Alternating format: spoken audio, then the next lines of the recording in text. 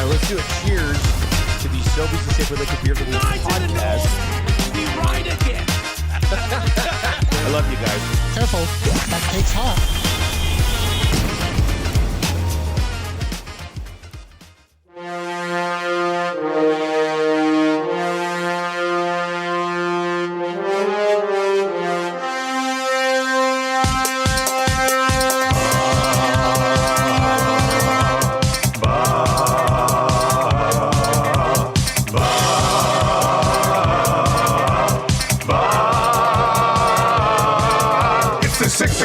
Check-in, come on, let's go. It's the AM Nasty Big Hello. It's not static, AM radio. It's the Play Alpha Nielson Show. Let's go.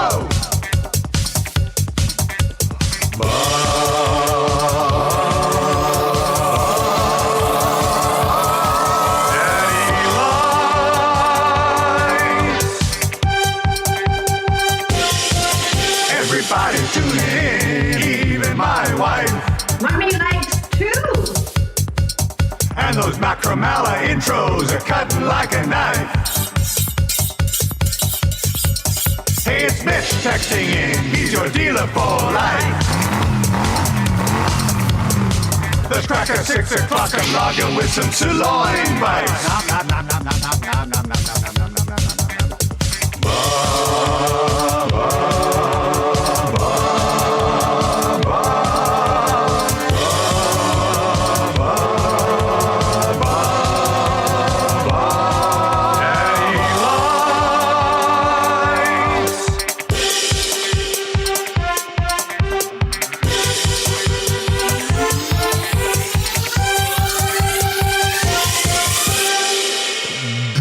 Thursday morning to you, 6:05 here, Edmonton Sports Talk, the Nielson Show, trucking on, trade deadline ever closer, and boy, do we got some stuff to discuss this morning, don't we? Texts are already flying in from last night to the Paris Jewelers inbox, so a conch for that. Lots to chew on. Will Fraser in for Dustin Nielsen again. He's got the call tonight. Flames Senators, I do believe, regional broadcast. So find a place that's showing those blacked out games and, whatever beaded curtain you have to walk through or smoky room you have to find. You can hear him tonight alongside Jamie McLennan, who was on the show yesterday. Lieutenant Eric, YouTube Trev with you as well. Again, trade deadline tomorrow. We talked about today perhaps being a bit of a dead zone. I mean, something happened yesterday with this team that we're going to discuss today. Maybe more on the way. Let's Stan cook, right? That's the hashtag we're all getting behind here. He's been cooking. He's cooking something. Yeah. Any thoughts to what the meal can be attributed to, given the deals that he's made? 780-218-9999 or in the Nasty Chat as well. Nasty Chat's bumping. If you are listening this morning on a variety of ways, 95.7 Cruise FM, welcome. Tell your friends we are back on the radio, FM dial this time. Crystal clear. YouTube, of course. If you haven't yet, subscribe to the channel, Edmonton Sports Talk. Easy to find, easy to subscribe. Maybe you think you've subscribed and you haven't. Just double check. You're all up to date on everything going on.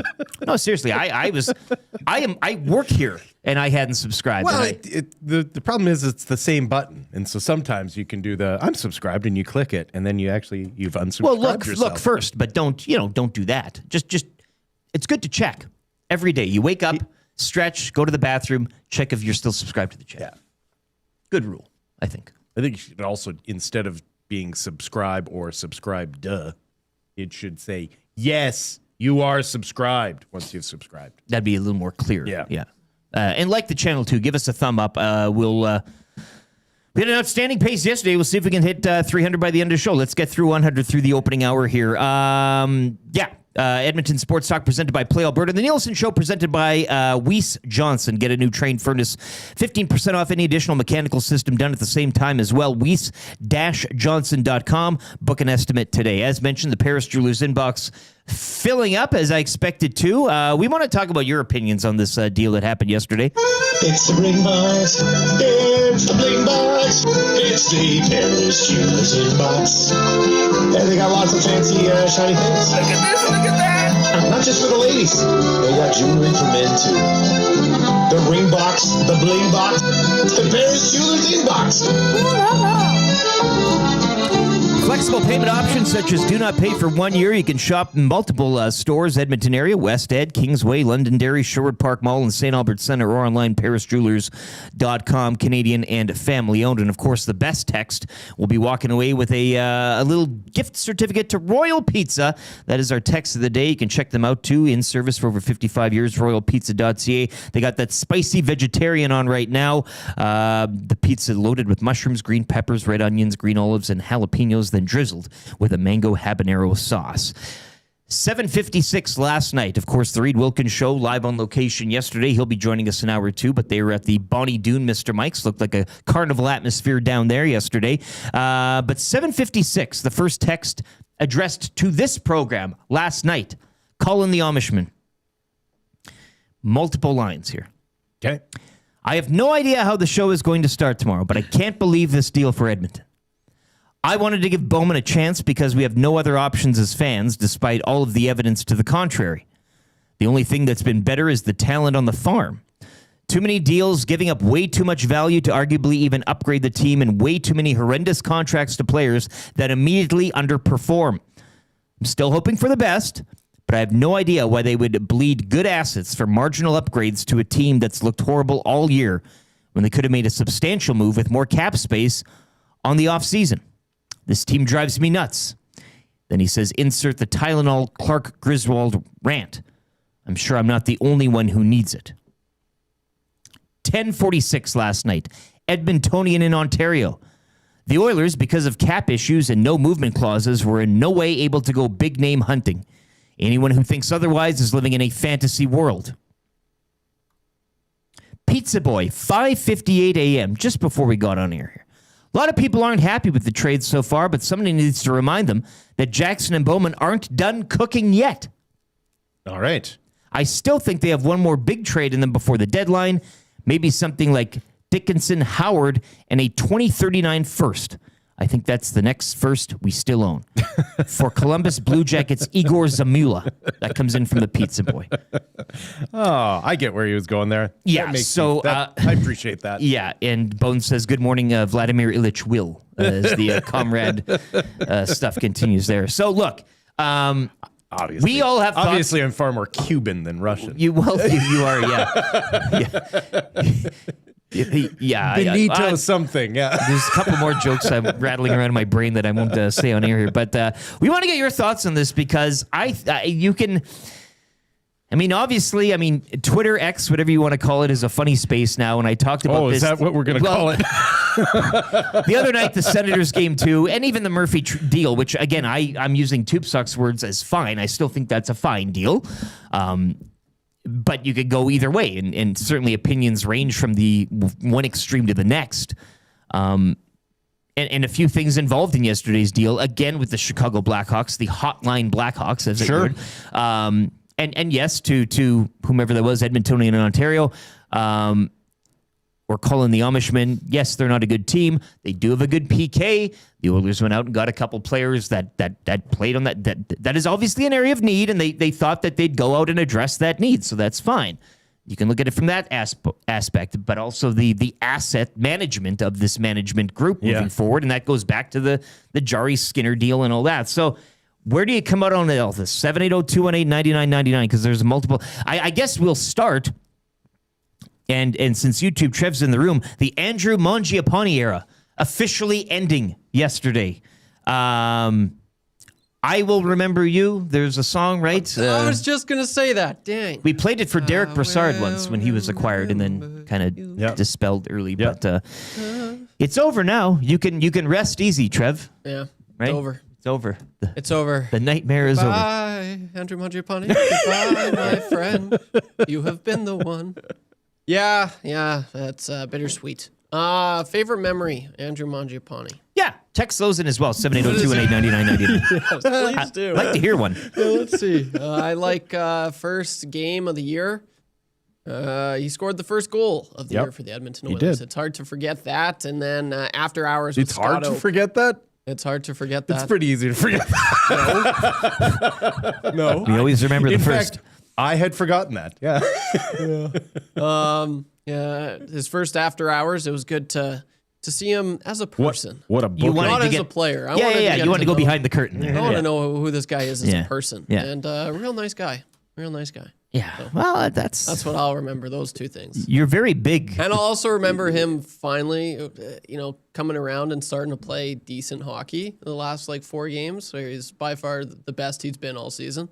And then they're like, no, I'm trading you now. Yeah. To me, it's the shift in Bakersfield that really that 20-seconder here where That you was had to good make it too. official. That was just that kind of puts a nice bow on the Mangiapane. Look, I Chef's don't think anybody imagined that it would be as bad as it would. You just didn't like the player at the time. I think when he was acquired, you didn't just like the idea of him. I didn't like, the player, but I had no expectations for him. Did you think he'd coming get to in. this? No, I didn't think it was going to be this Yeah. bad. But I never was like, oh, yeah. I know people were throwing around, that 30-goal season. Oh, he was a 30-goal season with the Flames. What can you do here? I'm like, no, he was a fourth liner in Washington. There's a reason why he was. Well, Dickinson had like a 22-goal season a couple seasons ago. I know, I already seen Hey. those tweets. Yeah, as yeah, well, yeah. So Colin the Amishman is back this morning. My favorite memory was when he played the one shift for Bakersfield, Oil City Dynasty. Favorite Mangiapane memory, him getting traded. Pete and Devin, a lot of people, you kind of put that on a T for a lot of people this morning, I guess, is the trade is the favorite memory. But thoughts on the deal overall? Again, the Mangiapane time didn't go as it would have hoped, I guess, for fans, management, everybody included. Neither did Jeff Skinner, neither did Victor Arvidsson, neither did the pro scouting here. And then now it sucks that Bowman and Co. bring him in, and you haven't even had a season now where you have to, really sweeten the pot to get rid of him here in terms of trying to build your roster. Yeah, for the run. what I would like to know when it comes to the Edmonton Oilers and how they are set up is it the coaching staff? Is it the pro scouting? Is it the general manager? Is it the players? Who is the dominant voice that keeps coming forward saying, what we need is more offense? Because for the last 6 years, more offense has never been the problem. Right? Once again, the Oilers are the second highest scoring team in the NHL so far this season. They don't need more offense. And I know that we love offense because it is such an easily measurable stat. Yeah. And that's why these trades are going to be tough to evaluate, because these are trades that are meant to improve your team's defense. And Yes. That's why I don't read into the Dickinson goal thing too. I don't care. He's not here to. And so all the guys that you mentioned that didn't work out, they were all brought in on the same failed idea, which was what the Oilers need is more offense. But I think there are times where we've come on here certain mornings and said depth scoring has been a bit of an issue, because when the top does not, it's not going 100% of the time, and you do need a bit of an insulator there. Yeah, and I think in those times it hasn't. I think everyone needs to chill out in those moments and realize that sometimes you get goalied, sometimes the offense drives up, and what doesn't tend to create more offense is deeper offense. What creates more offense is allowing your best offensive players to play freely. And usually what that means is your bottom group needs to not screw it up, right? They need to go over the boards, soften up a defense, play physical, have puck possession, run down the clock, make the opposition more desperate, so that there is those opportunities for counterpunching, which is where offense gets created, is through mistakes on the ice. Yep. Just again, Oilers acquiring Jason Dickinson from Chicago, 50% retained again, and Colton Dock. More hits than the Backstreet Boys, I guess. And he can hit. Which is what they need that more than offense. Yeah, but They need physicality in their lineup more than they need I offense. do not know how he will be factoring in here in Edmonton. Right. Maybe that's more of a, and we'll go on with roster management here. So Dickinson and Doc from the Hawks, 50% retained on Dickinson for Andrew Mangiapane, and a conditional 2027 first rounder, which I get you could use that asset maybe better, which would be the argument. First round picks for the Oilers, where they're going to be, it's like a high second type of deal. So I don't know. I think it's not black and white. I think you can like things about both deals, the Murphy one as well, both of these kind of deals that the Oilers have made. And I personally don't think they're done yet, because if you do go by, they send Szymanski down, they get to a 20-man, Doc goes down 2, they'd have about 4 and change left. Mm-hmm. You can get some retention again. Let's see what happens. Again, let's stand Cook, where we are over a day away from the deadline. But yeah, I don't mind, given what their need is overall. Yeah. And the pieces they've acquired. Yeah, would you like a left wing shot for McDavid? Again, this is all summer moves. And I want to get to this text as well. Who is it here? Keep it coming. Parachute's inbox is getting a beat down here. Ken. Your early morning texters are complaining about Bowman, but are doing the exact same thing they're complaining about, making a trade for trade's sake. Mm-hmm. Now, one of the texters heeded your former colleague Lowtide's advice, keep your powder dry. And I, too, was echoing that sentiment a few days back. I get you always want to win. You always want to be. You always want to. But we talked before the season started that this coming summer is the one where you really want to kind of go out there and address those the showpiece needs, if you will. Like that's where you go. This is again PK help, defensive help, both on the blue line and in your bottom 6. These needs have been addressed. Maybe for some people, it took a little more than you would have wanted or wished. But here we are. And again, I think it does leave them here with a little bit of change and room to go out and still do something before tomorrow's deadline. So we shall wait and see. But again, keep it locked on EST. We'll have it all covered for you, 6 to 6 local. Of course, Tommy will be back tomorrow. Oilers and Hurricanes tomorrow night, breaking it all down. Pre- and post-game show, GCL Diesel, pre- and post. So keep it locked on here. We'll have extensive deadline coverage tomorrow following the morning show as well. Well, morning show and continuing on throughout the day. So want to let you know as well, a few housekeepings here, 6 o'clock hour, which is going to be great. We're going to pretty much devote it to yesterday's deal and your thoughts on it. And more of a business side, guest side, I guess, an hour or two. But hour one of the other Nielson Show deals were great. Oh no, we'll get to them too. Yeah. Well, which one is topping your mind here, Will Fraser? Well, if as an as a guy in Oilersville, surrounded by Oilers fan, I mean, if there was one guy you wish your team could have gotten, it's the Mackenzie Weegar. Which, yeah, I mean, he went for a king's ransom. The Oilers don't have 3 second-round picks in the coming draft. In a very strong coming draft. And the Flames aren't going to, I mean, what was it? The Neil, like a deal is only done when it really benefits both parties. Yeah. But you talked about yesterday. But I'm pumped for that organization, for the Mammoth to feel like it's March and we need to make a deal to make ourselves better. Absolutely. When was the last time that organization got to do that? So I'm pumped for that group. But the big one was the Sabres. And listen, I don't actually know if that's a good deal for the Sabres. Like 4 years of Colton Parayko at his full ticket. This may not end up being a great deal, but once again, another team that has just been kicked when they were down over and over again. And for them to go out and add someone of Colton Parayko's stature to their roster, to have Parayko waive his no-trade clause. Actually, have we confirmed if he's waived his no-trade clause? That is still all... has yet to do so. It's in the works here. But if he does, like somebody needs to get to Colton and be like, listen, I know this isn't maybe what you wanted, but you're going to love playing in Buffalo. Well, look, organizations like Buffalo and destinations that maybe sometimes aren't, this could open a bit of a door in a, like to not have to travel in the West anymore. Yeah. Like to play out of New York where you are sleeping in your own bed 90% of the time.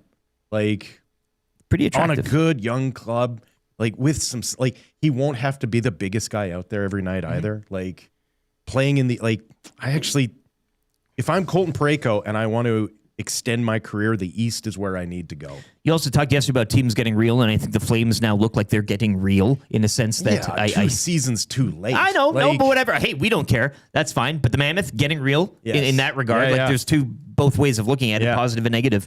And yeah, the Sabres, if that Parayko thing does come to fruition here. And the Kraken losing to the Blues last night, with the Mammoth doing what they did, all the pressure is on the Seattle Kraken today. The out-of-town scoreboard really working in the Oilers' favor last night as well. And yes the Leafs, and no. I mean, Golden Knights win, Ducks win. Yeah. But the Kraken do lose. Kraken do lose, so that's good. And I think with the Ducks and the Golden Knights, there's a few Golden Knights fans I do follow on, and they're like, burn it down. This isn't the. I agree.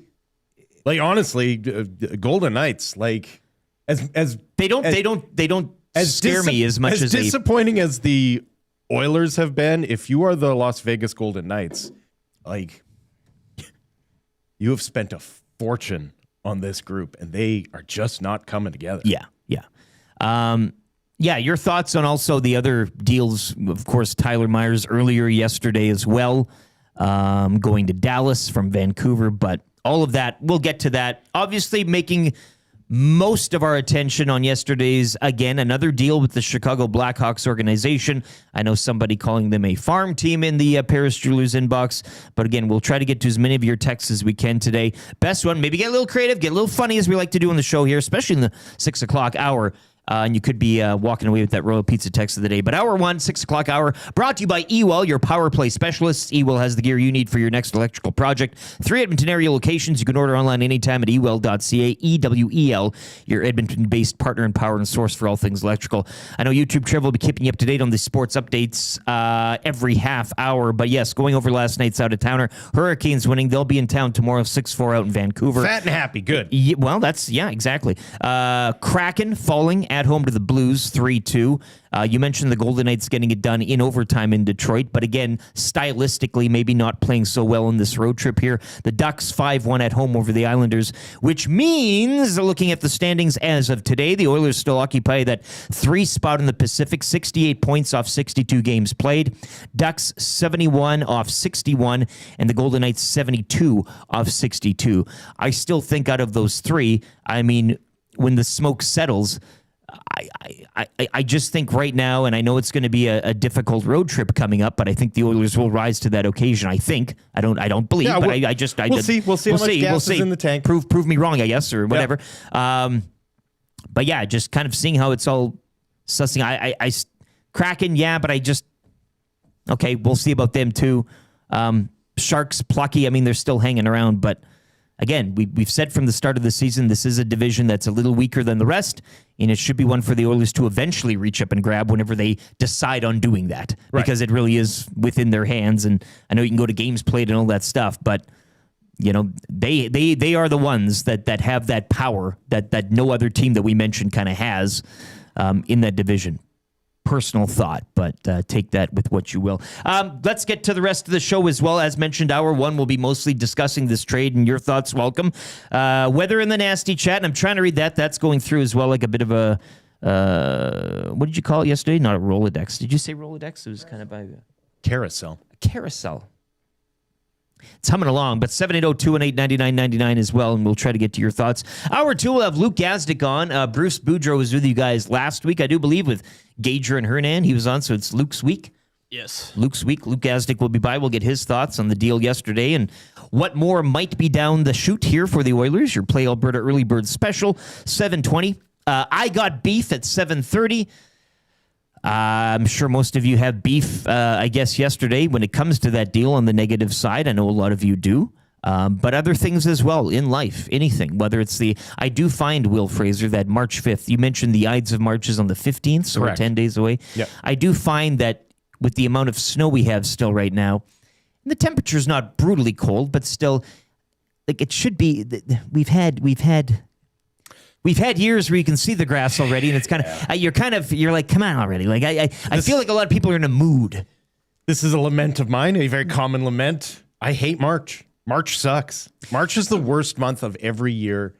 Like, if there's one thing you can always count on, it's that March is going to suck. Has it come in like a lion or a lamb? This is the thing. Like I don't know. The problem with March is that we will get like 3 days of plus 9 degrees. And then we'll get 5 days of minus 15, followed by 2 days of 3 degrees and then minus 5, and then 13 degrees and then minus 10. A little bit of rain and a little bit of snow.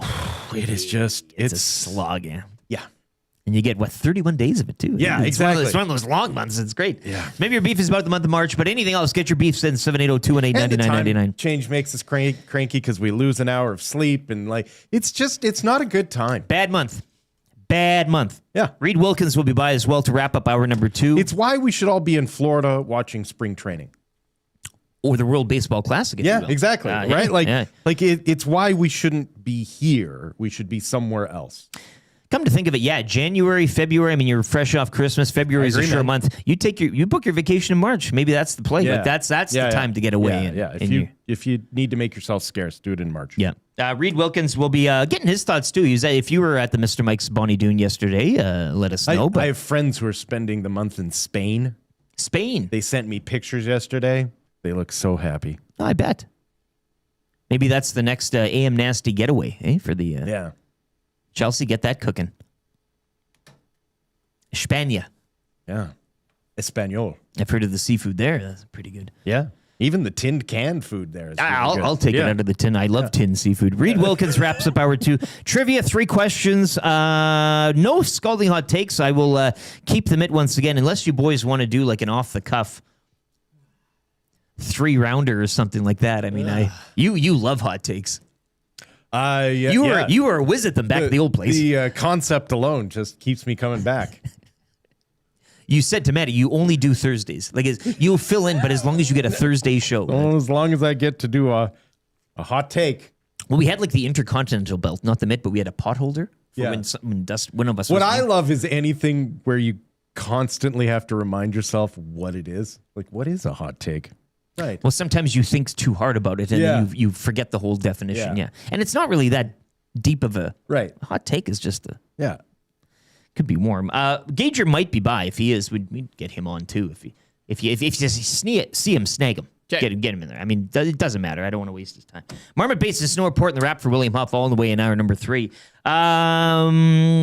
What else? We also got a few other things to talk about on this program that I want to bring to attention. Downtown Dining Week is on in Edmonton. It's that sounds Edmonton's nice. largest dining week. We will be 69 restaurants participating in this. We will be Monday at El Furniture Warehouse. Myself, Trevor, and Dustin. Well, aren't you guys hoity-toity? A little bit of a late lunch. Yeah, I'm looking forward to Very, very fun place. Yeah. Great chicken sandwich. Yeah. Yeah. It's on. What a vibe, though. Hey, yeah. It's cool. what a great vibe. Yeah. Yeah, nothing like it. Downtown Dining Week runs March 11th to 22nd, so not just on yet. We'll get to that March 11th, but we're going down as EST. Well, a few of our see, shows. now March doesn't suck so much. Well, here we are, right? Yeah. You just made it better. 69 restaurants. So we'll talk a little bit about that event as well. Is that on purpose? What? The number. The Yes. March 11 to 22? He knew what he was Because doing. you double up the. Or the person. The person knew what they were doing. For sure. Could have been 67. Right. Could have been, but it wasn't. We Why? got to find 2 more to. Well, I know why. yeah. Well, you boys. Yeah, You boys. But we'll have more on that as well. The Heavy Hockey Showdown is upon us as well next weekend. More information on that to come. Just saying, I would have found us one more. Yeah. Get it to a nice round 70. Well, that doesn't hurt, right? We'll get a sports update right now with YouTube. Trev will be back taking your thoughts, reaction, and comments, either positive or negative, on the Dickinson acquisition yesterday. Oilers shipping off Andrew Mangiapane in a first for Dickinson and Colton Dock. Dickinson 50% retained. Got to add as well. Are you ready to treat your feet? Visit Paramount Flooring in store 10707 184th Street or in the West End or online. ParamountFlooring.ca. If you're listening on 95.7 Cruise FM, a quick traffic update from Pauline Higgins. And we'll be back as hour 1 of the Nielson Show continues. Will Fraser in for Dustin Nielsen, Lieutenant Eric, here on Edmonton Sports Talk.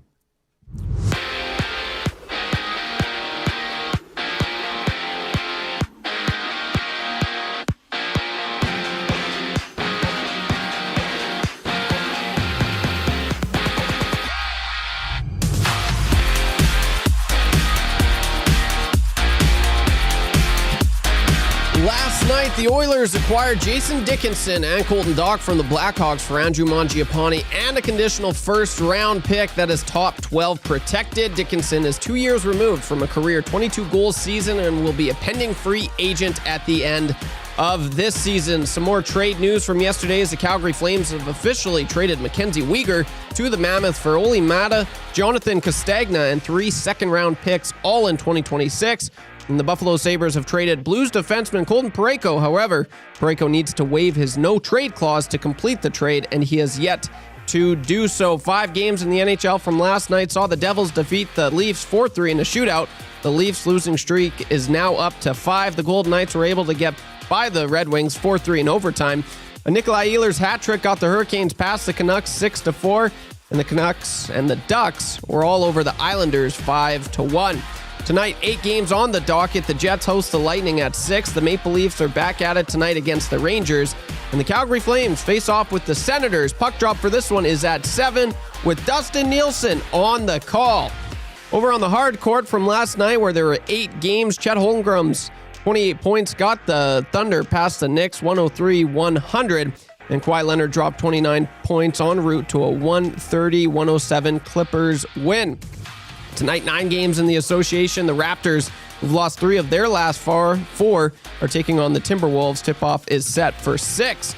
In the majors, where spring training resumed for the Blue Jays after having the day off yesterday, they're set to play the Braves later this morning. First pitch at 11:05. And at the Briar, Alberta's Kevin Cooey remains undefeated on top of Pool B with 6 wins. He's on the Pebble right now against BC's Tanaka. They're currently up 3-0 heading into the second end. Tanaka has the hammer.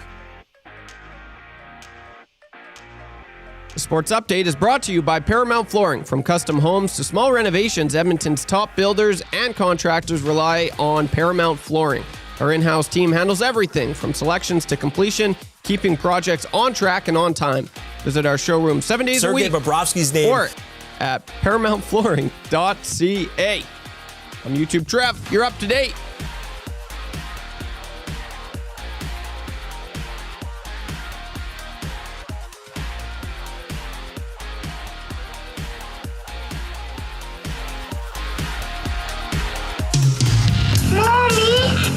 We just were trying to use our eyes. Using our eyes. Daddy! It goes back to using our eyes. Mommy! Daddy! Using our eyes. We're not worried about trade deadlines. You can see it in his eyes. We just tried to use our eyes. I've got a relationship with Woody that goes back to 2005 when Mike Babcock hired him as a video coach for the Detroit Red Wings. I could see it in her eyes. You know when Connor's hungry, you can see it in his eyes. Eyes? You can see it in his eyes. We just were trying to use our eyes. You got snake eyes! Horse eyes dialed in. I'm telling you, this is absolutely incredible. And get on with the training. Vincent. Eyes.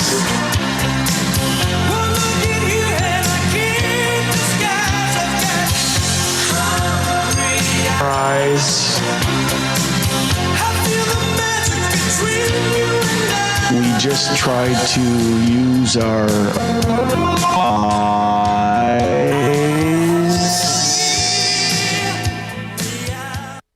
6 o'clock hour continues here on the Nielson Show, presented by Weiss Johnson. EST presented title sponsor Play Alberta. We'll have your Play Alberta early bird special coming up in hour 2.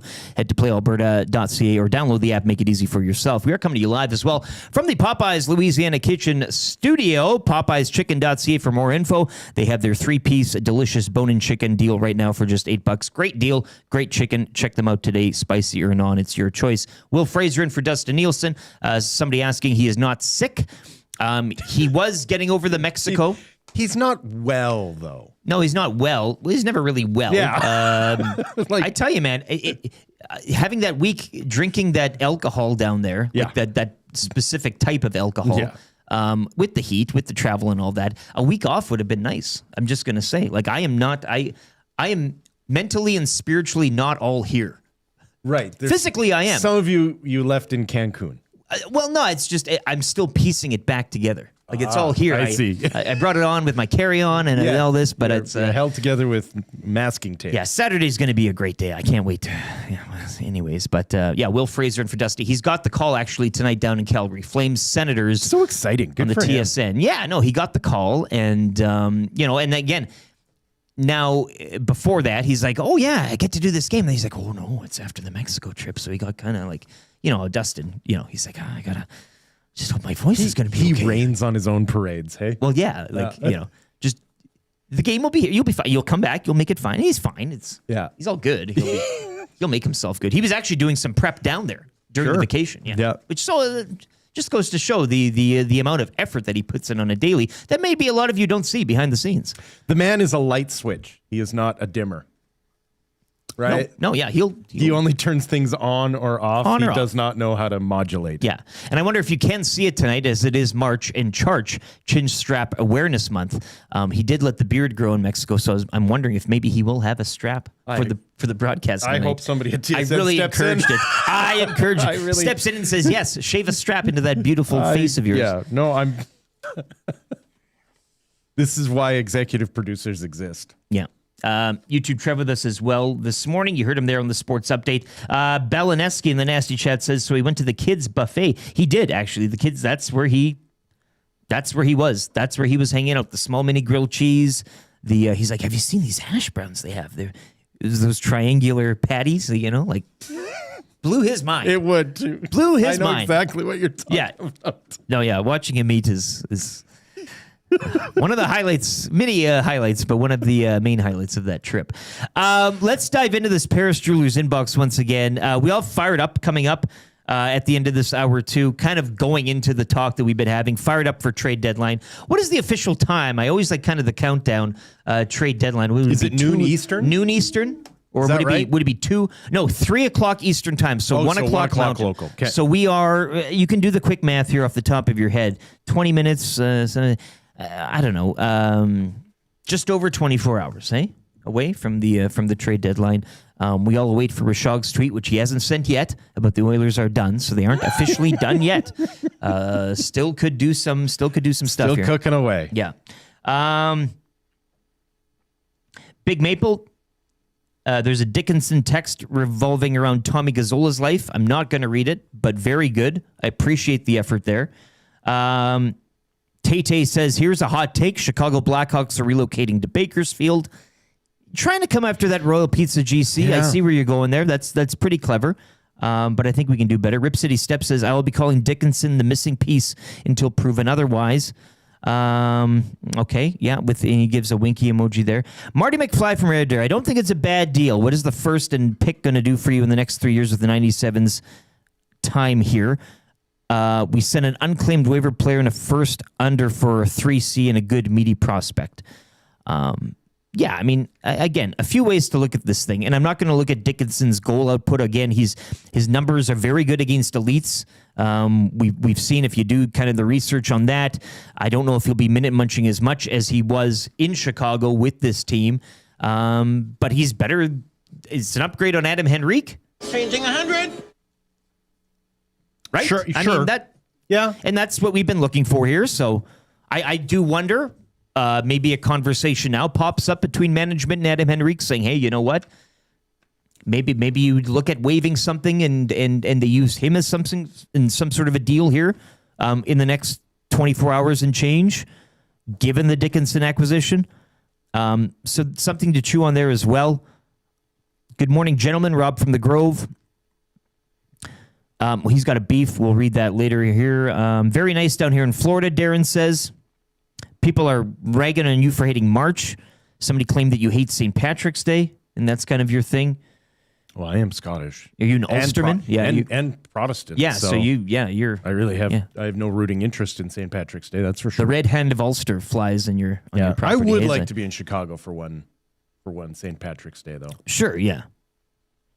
Don't actually mind the deals, Shane Robinson says. My concern with him is Bowman and Knobloch not being on the same page again. Will these players actually get to play more than 6 minutes a night? You brought that up earlier. Whether it's management, whether it's coaching, whether it's who's where's the idea coming from? We all knew the Jeff Skinner relationship with Knobloch, which didn't seem like it ever, took a first step. So is it management not doing their job and bringing the players that the coach wants? Is it the coach's job to get more out of the player? Where does the fault lie? 780-218-9999. CB Radio Guy says, this is the cesspool of sports radio. Fans whine and complain that Bowman did something or nothing. There's no pleasing any of the idiots. Yeah. They deserve some of Darnell's money because he is overpaid and the fans are smarter. CB Radio Guy, I thought we weren't bringing up Darnell's contract. You said you didn't want to bring up his deal anymore, and now you just have. And now you're joining into the cesspool. That's newsflash. That's sports radio. Yeah, in a sense. Listen, I'm always amazed by certain fans where deals need to be underpayments, otherwise they're overpayments, right? Like there is no fair market value. Like Mackenzie Weegar, who just got traded, he makes $6 million a year.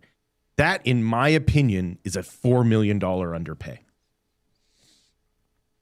That, like, in today's NHL, with what he is able to do, playing the extended minutes that he does, he's a $10 million hockey player. And so Darnell Nurse making $9 million a year certainly isn't a bargain, but that is not an overpay.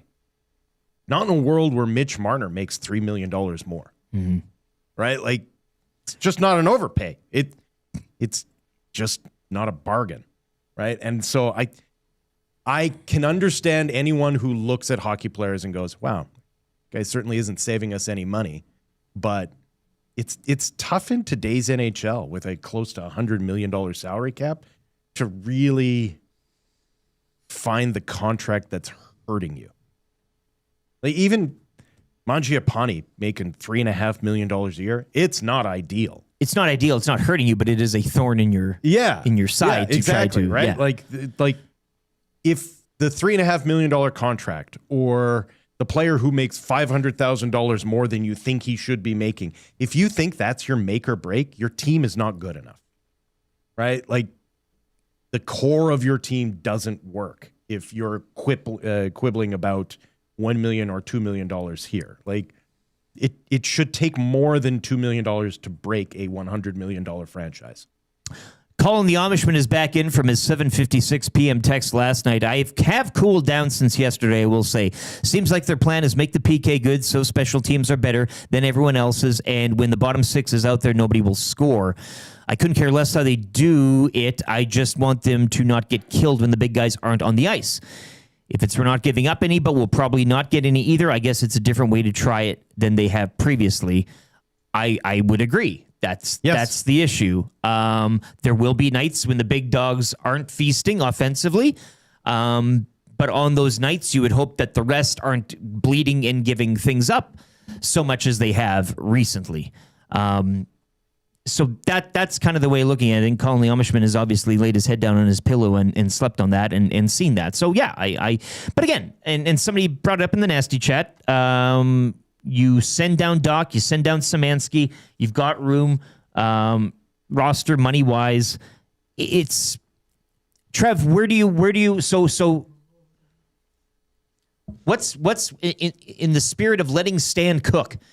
And if you forecast and say this team has one, hell, I don't know, maybe two moves. I don't know how you do it, but never say never. But let's just, for the purpose of this exercise, say one more move is on the horizon. What do you think is addressed? I'm not asking you to name a name. You can if you want. I don't want to put you on the spot, but where would you like to see Stan go for the final piece in this trade deadline? Hoorah! The big hoorah! The big finale. I liked Pizza Boy's text very early on. You read it like, I don't think he's done cooking. Like, what's he cooking? Cereal? That's what I'm saying. What is the meal? What is he cooking? This Cereal? could get you to Royal Pizza. What is the meal Cooking ultimately toast? that we dine on Friday night that Stan Bowman has prepared for us? Cooking some cereal and toast. That's my thoughts on that. No, I don't know. Like, I think I think there probably will be one more move. It just makes sense. That's kind of why you would get rid of Mangiapane, although it's not much space they have now. But I'd imagine it would, like, they got their center depth someone who's a role guy, can play pretty good defensively in his own ends as a forward, which is good, I guess. But talks going into the deadline, it wasn't that necessarily. There was a little bit more offense that they still wanted. So maybe a top 6 guy, but I don't know how you're going to be able to pull that one out. I don't get it. Maybe a bottom 6 guy would probably make the most sense. That has offensive upside, a little bit different to Dickinson. That would be what I think they get. They've gotten a defenseman who's good defensively. They got a center who's good defensively. That only makes sense if the Oilers try to get someone that has a little bit of offense to him. I don't know who that player is though. Yeah, but I don't think they're done. I think he's going to continue to cook that cereal. Somebody Strummy in the nasty chat. Bowman isn't cooking; he's bacoing. You text that in. That's it. Strummy's always got away with words, and that's a good one. Somebody said Adam Zeal says it sounds like the meal Stan is cooking is hot water soup. Yeah. Which, if you add the right spices, salt and pepper. A little cayenne. Yeah. I mean, a paprika, a dash of paprika. You got you got a stew there, baby. That's a nice stew. Stan stew. Good quote. There's a Stan stew right there. Maybe it's a little stone soup. Maybe he's just got to trick everyone else. Yeah. Trick everyone else into bringing the ingredients. I do like, though, and it's going to piss people off if he doesn't do anything else, but... Not me. Stop. Yeah, like I'm done. No more. No more. No. Well, I'm saying wait till this, like... I don't know. I'm firmly in the keep your powder dry market. If this is it, for me... I'm not disappointed. I'm not saying stop because I don't think somebody should take away the keys here, type of thing. But if it's Connor Murphy on the back end and Dickinson is 3, okay, like I'm fine with that. And you can talk about asset that's different. But just with the acquisitions and the warm bodies being brought in, and I'm not gonna include Golden Dog because I think he sent down maybe I don't know, Max Jones type of thing. But this is fine to address what they need. Yeah, in my understanding, but you're more worried. My sense going into this trade deadline was nothing that they could do would bring them over the top. So yeah, that's why I'm like, why get Dickinson? Is he the answer? Is he really gonna help you defeat the Stars, the Wild, the Avalanche? En route to a cup? I don't think so. Is Connor Murphy going to do that? No. So that's why my point of view right now is I'm just like, I'd rather hold everything. Don't trade that pick. Like I said, just keep Mangiapane at this point. This doesn't change. Like what they brought in doesn't change in my opinion at all. This doesn't bring them over the top. I don't think they're a legit, unreal contender that can beat the Colorado Avalanche. Yeah. They don't do that. That's just it. In my opinion. Yeah. Not even close. So why go out and just for the sake of trading? Is it and I'm getting Peter Chiarelli vibes a lot recently. Just panic. I have to do something. He's feeling the pressure. I have to do something. I can't just sit here and do nothing. And then there's the narrative where but McDavid's here. He's in win now mode. You have to do something. You can't just sit back. But now doesn't mean like absolute present. Now is this 2-year type of window that this organization finds itself. That's the now. Yeah. And that now can be not necessarily 6:51 this morning. Now is a zoomed out. Listen, the perspective I will continue to maintain this is that this team could run out of gas. And there's no trade that's going to solve that. When your core has played as much hockey as this core has played, you sometimes need a reset. It's just a fact of physical nature, right? Like that something can happen. But when it comes to playoff hockey, this is a group of hockey players that outside of the Florida Panthers have nothing to prove to anyone. They have beaten the Dallas Stars in 2 straight playoffs to make it to a Stanley Cup final. Like when we talk about the Colorado Avalanche and the Dallas Stars, and let's throw the Minnesota Wild into that group, they have far more to prove in the playoffs to prove that they are ready to take that next step than this Edmonton Oilers group does. And so I know that the regular season means something, but it's not the same hockey. And so to make evaluations on where this team stands as a playoff team based upon the standings in the regular season and the type of hockey that we see being played, it's just not a fair comparison. We've seen it too many times. We saw it when this team was on the rise and they would hit the playoffs and an old Chicago Blackhawks would beat them in the first round. The Winnipeg Jets would find a way to embarrass them in the first round. Like we know that the game is different. It is called different. The officiating is at a different level. And so the Oilers have already proven that they know how to change in the playoffs.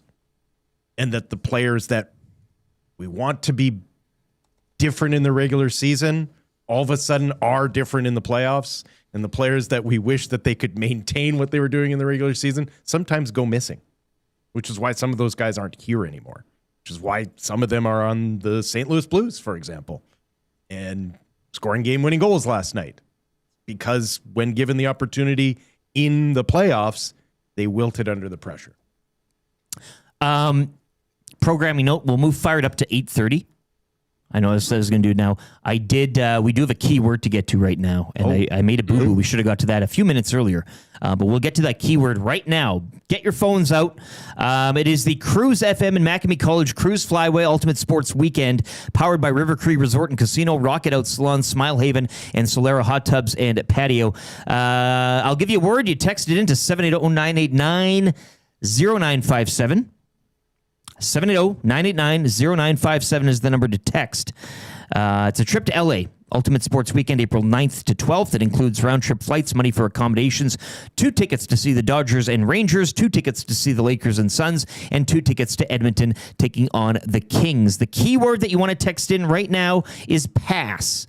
P-A-S-S. Text PASS. And that number again, 780-989-0957. Text PASS. 780-989-0957. That's the Cruise Contest line. Text in PASS right now, and you could qualify yourself into the Ultimate Sports Weekend, Cruise FM Ultimate Sports Weekend, April 9th to 12th. A little baseball, a little basketball, and a little bit of hockey as well. Text PASS. Once again, 780-989-0957.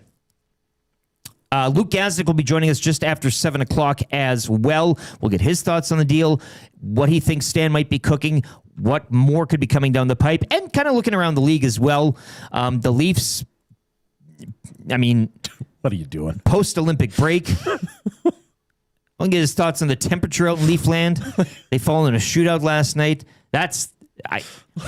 Man, like as frustrated as Oiler fans are, you can always look over the fence. Wow, you can always look over the fence. Hey, that is the Black Knight from Monty Python's Search for the Holy Grail. Like they've had every limb just slowly cut off of them, and they're still bouncing around, going like it's a flesh wound. Yeah, Sabres sitting second in the Atlantic right now.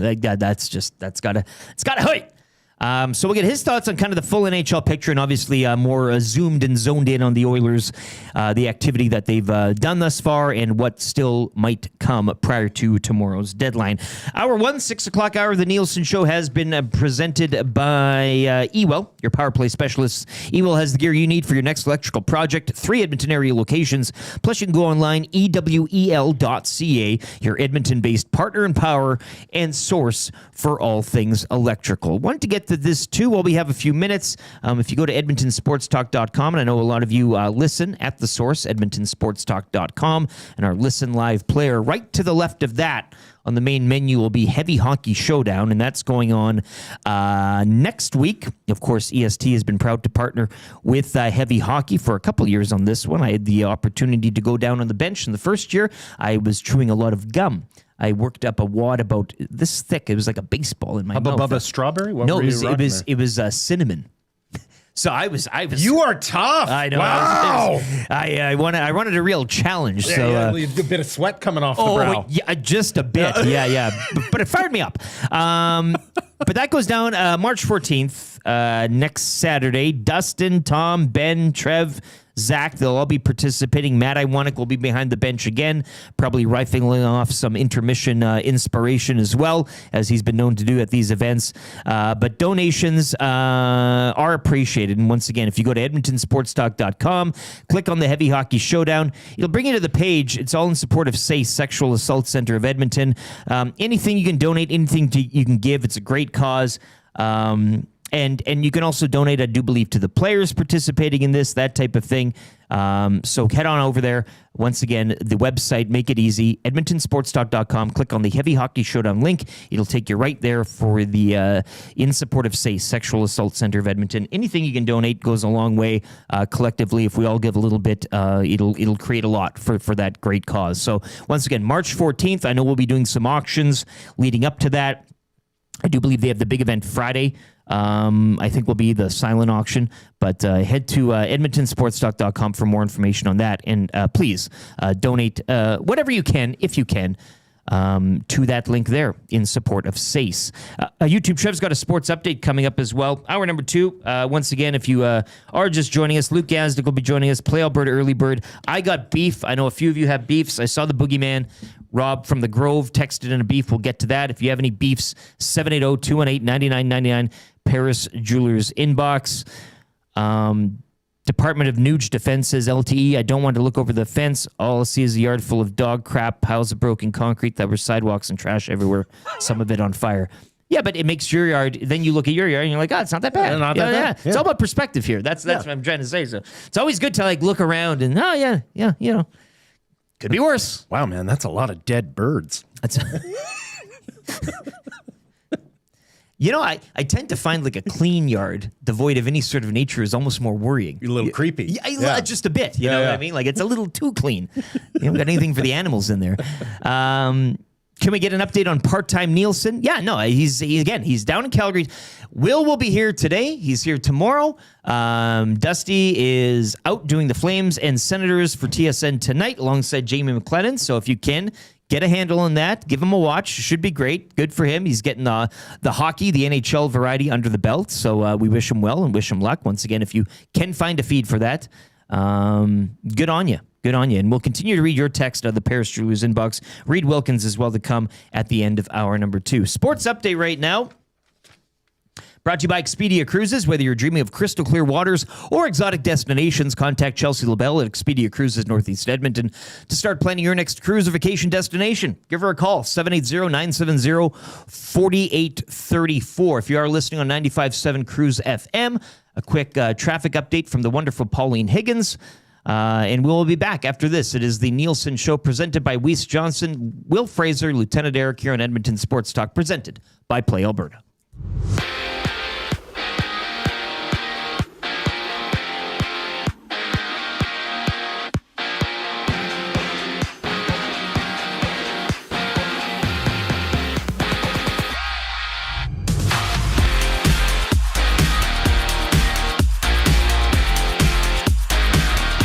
Last night, the Oilers made a move acquiring Jason Dickinson and Colton Dach from the Chicago Blackhawks in exchange for Andrew Mangiapane and a conditional first-round pick, which is top 12 protected. Dickinson is just 2 seasons removed from a career-high 22-goal campaign and is set to become an unrestricted free agent at the end of the season. Around the league, there was more trade news yesterday as the Calgary Flames dealt Mackenzie Weegar to the Mammoth in exchange for Ole Mata, Jonathan Castagna, and 3 second-round picks in 2026. Meanwhile, the Buffalo Sabres have reportedly acquired Blues defenseman Colton Parayko, although the deal still needs Parayko to waive his no-trade clause, which he has yet to do so. There were 5 games in the NHL last night. The New Jersey Devils beat the Maple Leafs 4-3 in a shootout, extending Toronto's losing streak to 5 games. The Golden Knights edged the Red Wings 4-3 in overtime. A Nikolai Ehlers hat trick helped the Hurricanes get past the Canucks 6-4, and the Ducks handled the Islanders 5-1. Looking ahead to tonight, there are 8 games on the schedule. The Jets host the Lightning at 6 o'clock. The Maple Leafs are back in action against the Rangers, and the Flames are set to take on the Senators with puck drop at 7 and Dustin Nielson on the call. Over to the NBA, where there were 8 games last night. Chet Holmgren poured in 28 points to lead the Thunder past the Knicks 103-100. And Kawhi Leonard scored 29 points as the Clippers rolled to a 130-107 win. Tonight, just 9 games around the association, including the Raptors taking on the Timberwolves at 6. Toronto has lost 3 of their last 4. In baseball, spring training resumes for the Blue Jays after a day off yesterday. They'll take on the Braves this morning with first pitch set for 11:05. And finally at the Briar, Alberta's Kevin Cooey remains undefeated, sitting atop of Pool B with a 6-0 record. He's currently on the Pebble against BC's Tanaka rink, where he is leading 3-2, heading into the 4th and with the hammer.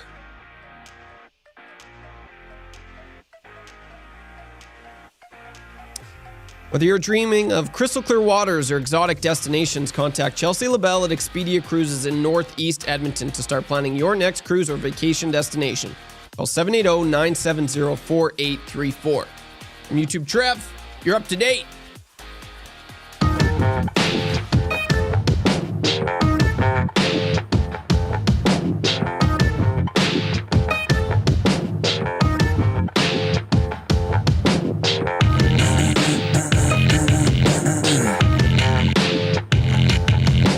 Johnny's in America, no tricks at the wheel.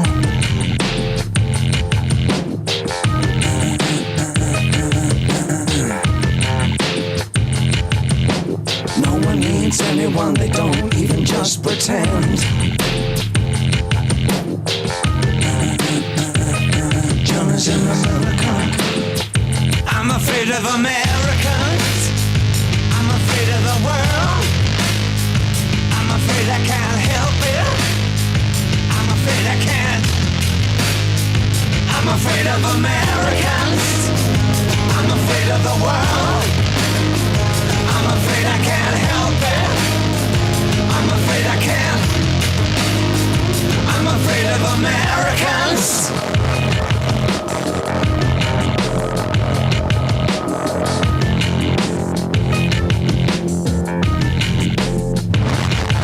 In America. 7:04 Nielson Show, continuing on a Throwback Thursday, a little about Bowie, unexpected for some of you here on the Nielson Show. Will Fraser in for Dustin Nielsen. He's got the call tonight. TSN, Senators and Flames down in Calgary. Lieutenant Eric here with you as well, and YouTube Trev on the sports update. Hour number 2 of the Nielsen Show is brought to you by GameSense. When gambling, set a budget before you play. Stay informed. Visit GameSenseAB.ca to learn how. Remember, if you gamble, use your GameSense. Of course, the Nielsen Show, as always, presented by Weiss Johnson. If you need any furnace help or anything like that, you're in the market for a new one or need assistance with your current one, visit weiss-johnson.com. Book an estimate today, and they can help you out. Of course, we'll have your Play Alberta Early Bird coming up later on this hour. I Got Beef and Reid Wilkins from The Reid Wilkins Show will be joining us around 7:40, 7:45-ish. Coming to you live from the Popeyes Louisiana Kitchen studio today as well. If you're looking for a bite, that 3-piece bone-in chicken for just $8.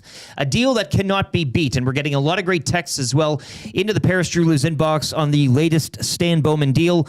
What is Stan Bowman cooking? I thought that was kind of a fun little exercise for us this morning. You've all chimed in with some unique recipes that he could be cooking. Probably how you're going to get your text of the day. It's the Royal Pizza text of the day. $20 to Royal Pizza. Top-notch service for over 55 years. RoyalPizza.ca. They got that brand new spicy vegetarian out right now that you can sample from them. So get in what you think Stan Bowman is cooking. 780-218-9999. And we'll maybe ask that question to our next guest here as well. Our first of the day, it's Sportsnet's Luke Gazdic, brought to you by GS Construction. For more than 5 decades, GS Construction has been proud to serve our communities, and once again, they are hiring. GS looking for experienced top men, pipe layers, and operators. Visit gsconstruction.ca. Click on careers to find out more. And he joins us this morning on the Firehouse Subs hotline. Luke, great to see you. Great to speak with you again. This is a tumultuous time in Oilers land here as the deadline looms tomorrow. We've seen a few deals already Stan Bowman has made addressing needs of this team, I think fair to say, from the Chicago Blackhawks. But I'll ask you too, and in a fun way. A lot of people like to use the let insert GM's name cook.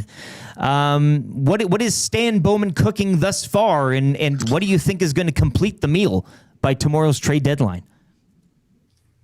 Okay, I'm not going to lie. This is a better hockey team now than it was a couple days ago. I think that at the end of the day, that's what you want to like. That's what fans want to hear, right? I think it's not the sexiest deal, the two of them. I don't think so. Like, not the biggest names you thought were out there, but like the more I look into these, and Dickinson has played a good hard game for like a long time, for years. One of the top forwards to play against defensively, which is exactly what they need to get better. Obviously, we talked about Murphy, and he helps, and a little bit of juice, a little bit of meat in Doc on the fourth line. He's not going to bring you a ton of offense. Like, it reminds me of me a little bit, to be honest. He's not going to bring you a ton of offense, but he's going to bring his heart and soul every night and finish every check he's got. So, to be honest, a couple thoughts on this. I don't think they're done by any stretch of the imagination. I think he's cooking something. I think the Mangiapane thing was really hanging over them. Man, like having to attach a first to that is crazy, but that's today's day and age to what you have to do to get out of contracts. And I just think, I look around the West, the dominoes are starting to fall. The right-handed shot D, there's 4, I guess 2 guys are still waiting to see if they move, but there's 4 right-handed shot D that look like they're off the board. And I guess my biggest thought about Dickinson to finish this up is that I don't think, or maybe I'll ask you, like, I don't think Dickinson was their first choice. And the only reason I say that is because I think they would have just done the whole deal together. They would have just done Murphy, Dickinson, and Doc all at once. Yep. Tells me they traded they got Murphy. They went back to the drawing board. They had something else, or they were looking for something, or had maybe multiple deals on the table. Something fell through, and then they go to Dickinson. So it tells me that Stan's looking everywhere, and he's got, lines in the water kind of spread all over. I tend to trust Elliot Friedman in these situations, a guy who I spend a lot of time with at the studios, and he's convinced they're done in net. So I don't see anything there. I'm not hearing anything there. I'm not an insider by any stretch of the imagination, but I do think this hockey team gets even better by the end of Friday's deadline. And where, just backing up, and we'll start with Connor Murphy, where do you envision him being? We've talked about pairing with Nurse or pairing with Wallman or what have you. Where do you see this? Give us your Oilers blue line when he's fully into the lineup, I guess, in terms of pairings. To me, it doesn't even matter if he's with Nurse or Wallman. I just like that Wallman's back on his strong side, first and foremost. I've talked about this over the last couple of days. Like, playing your offside in the NHL is an extremely tough challenge, especially as a defenseman. You're playing the entire game in your peripherals. You're playing the entire receiving every pass on your backhands. You're in a one-timer shot when you get into the offensive side. That's why more offensive defensemen tend to do it. But when you're in your own end, it can be a bit of a nightmare. Like, I'll never forget watching Matthias Ekholm, who I think is one of the best defensemen in hockey. They put him there game, I want to say it's game, I don't exactly remember. It was game 5 or 6 in the Florida series last year. They put him on the right side, and he looked like a fish out of water. Like, it was just so unnatural to his game. So I just think that anytime you can put guys in a position to succeed, if you're a coach, do it. And the first and foremost is getting a guy on his strong side. Unless he is I've used Cole Caulfield as an example, an elite skill player. I think the Wallman one makes sense, but I also think that, you guys know, Darnell Nurse probably has another gear here, so why not throw a more defensive defenseman with him? I just like that they're back to their lefts and back to their rights, and everyone's where they should belong. A lot of people... the Bobrovsky name has been tossed around, albeit maybe more wishful thinking than anything, but a lot of people not liking you and your insider knowledge pouring cold water all over that. I get it. You know what? I would love to see that. I would love to, and I'm only going off of what Friedge has tweeted. Yeah. I haven't even had conversations with these guys. I saw him yesterday at the studio. We talked briefly. I just, it's hard to trade for goaltenders in season. And I feel like the Jari thing already happened, and I feel like that was his move. And I don't know. I'm sure they're trying. You look at what has already happened and what hauls guys are getting already. I understand probably charging a little bit of expensive prices leading up to this thing, but I think Friday's going to be a bit of a shaker, to be honest. I think it's going to be a bit of a gong show. I really do, top to bottom. I think Sorry, one more thing. I just think the Western Conference, first of all, the Pacific Division's wide open. The Eastern Conference is wide open. Matthew Tkachuk's talking on his podcast the other day. Like, even the players are talking about it. However, there's a bunch of teams in the mix, and I just think there's going to be some low key buyers out there. Seems to be the market. Low key sellers out there too. I wonder too, and you mentioned the Dickinson thing and how maybe was not the first idea. I guess we have a listener on our YouTube, Northside Sandwich, says, I assume they will flip Dickinson if the Oilers make another move. Quaddy chimes back in. Why would you flip Dickinson when he essentially cost you a first? Do you think there's any sort of, I know the first, that kind of works into the Mangiapane thing, but is there a world do you see where maybe Dickinson, does get included or flipped into some sort of a bigger move? Anything can happen. Yeah. Anything can happen. I don't know. I think this is a guy he wanted. I think this is a guy that he's wanted for a while. I saw something yesterday, 5-on-5 percentage of his minutes, over 50% of his minutes he plays against elite competition. And he was second in the NHL in that category. I think that's exactly what they're looking for. It's Adam Henrique with a little more offense and better feet. Yeah, in my opinion, and I think I just think it makes them deeper down the middle. You could run. I think people always forget that Ryan Nugent-Hopkins is a center iceman too. Like he is my 3C. I know he's great up there, and I know I like 100%. 100%. You could run 97, 29, 93, and I don't know what number Dickinson's going to be wearing. I didn't see it. Probably 11. Call it 11. You could run those four up the middle. I know they still have Henrique, but that's about as deep as it gets across the National Hockey League if we're looking at that from top to bottom. So I'm hoping they get some more offense out of Doc. Maybe they try him in a more offensive position early and see what's there. I don't know. I don't think that's a first line with McDavid or anything, but maybe shotgun with somebody, see if there's some offense there. And I always go back to, you can always go dynamite, but I think we might see Nuge playing a little center at some point here as well. I also wanted your thoughts on, you mentioned Adam Henrique. What is yesterday's acquisition? And you've been in rooms, with guys probably in somewhat of a similar situation, I guess. If they didn't go out and acquire Dickinson and they, for some reason, whatever, another universe, and he's still there and that's all fine. But the writing's got to be on the wall now. I mean, what does that kind of communicate to a guy that, fans are saying, just wave it, time to move on. We love you, man. But get me started on this. I'll go. Okay. So you guys know me, when I speak, I'm very player forward, and I think this no move, no trade clause has evolved into something that it's never been before. So I'll mention Freege again. I have all the respect in the world for Freege. I love him. But last night, we're hearing both Uyghur and Parayko. I think they're done deals. And then it's oh no, they're just waiting to see if he's going to waive. I think this puts players into an extremely tough position. Your fan base can turn against you instantly. It makes you look like a bad guy if you want to waive it.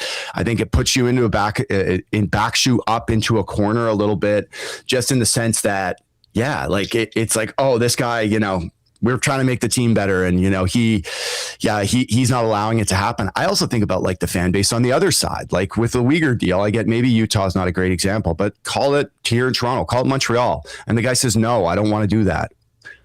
In today's day and age on social media, how do you think that fan base is going to react with that player? It's going to be a nightmare with that fan base and the player from then on in. And I just think when you sit down a guy like Adam Henrique in the summer, or whenever his thing happened, or let's say he was unrestricted. So it's you look at him and you say, okay, let's do 3 years. Give me 3 years of your life. Move your family here. You have kids. Put your kids in school. Get a house. Give me 3 years of your life, and we'll throw in this, no move clause as a sweetener. So he says, all right, I'll take it. Maybe it's less money, because it usually is. If you have a no move or a no trade, it's usually less money than something else on the table. But he says, you know what? All right, I will. And then in a year and a half, a year and 2/3, you come up to him, you go, hey, the plan's changed. We want to trade you. And it's no, the guy has absolutely no obligation to say yes to that. So I don't know what's going to happen with Adam. I've certainly seen it across the league already. I'm watching Jersey last night. Jersey played Toronto. They sat Dougie Hamilton down earlier this year just to be hey, you don't want to accept a trade? All right, you're not going to play. Yeah. Maybe we're getting really close to it. So I don't see anything like that happening with Adam. But at the end of the day, when Adam Henrique is healthy, he makes your team in the playoffs a better team. And if he's your fourth line center and he's killing penalties for you in the playoffs, I'm okay with that. The Colton Parayko situation, does this not kind of speak volumes to maybe the root causes of the problems in St. Louis, as well as the problems that Buffalo has, in that if I'm Colton Parayko, the competitive side of me should make me be looking around at St. Louis going, this team is awful, and it's going to be awful for a while now. Yep. And I have an opportunity to go to one of the best up-and-coming teams that's been playing the best hockey in the NHL since basically December, and he's waffling. Like, that speaks to a guy and an organization, or at least a locker room, that got way too comfortable. Yeah, and I think it's comfortable is a great word, because I was just going to say he's comfortable where he is. Right. And I think there's way more guys than people would imagine that I don't want to say aren't competitive, but are just content in where they are. Right.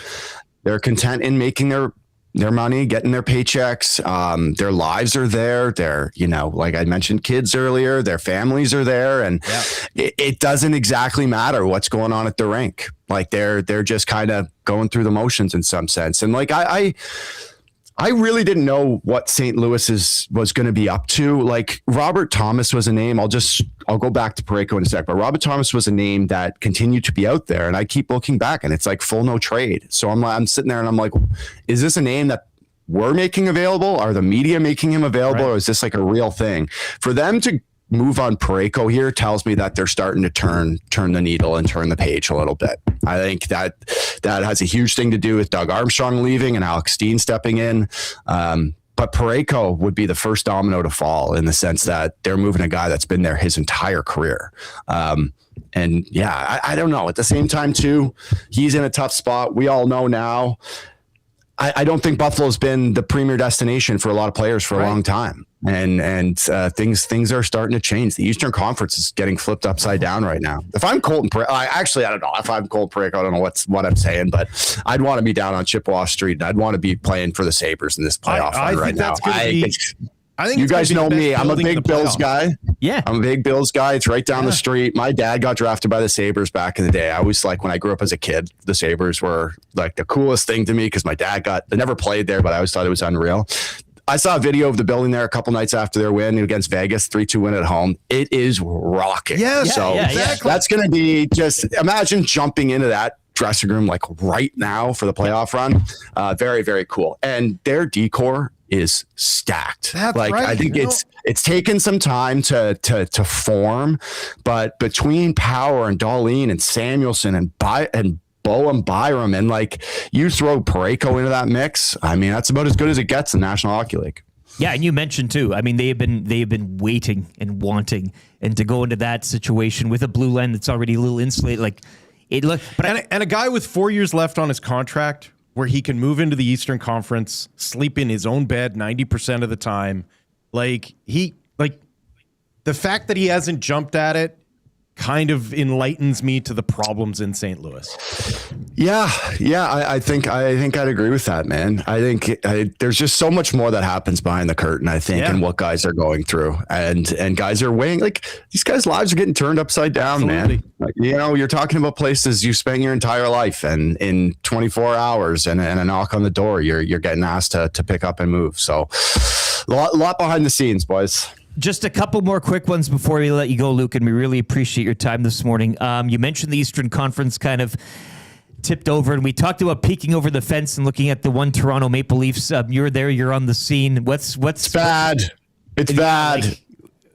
So I did the game last night. Like, where do I start with the Buds? So they didn't look great last night. Obviously, they're still mathematically in this thing, but they're not.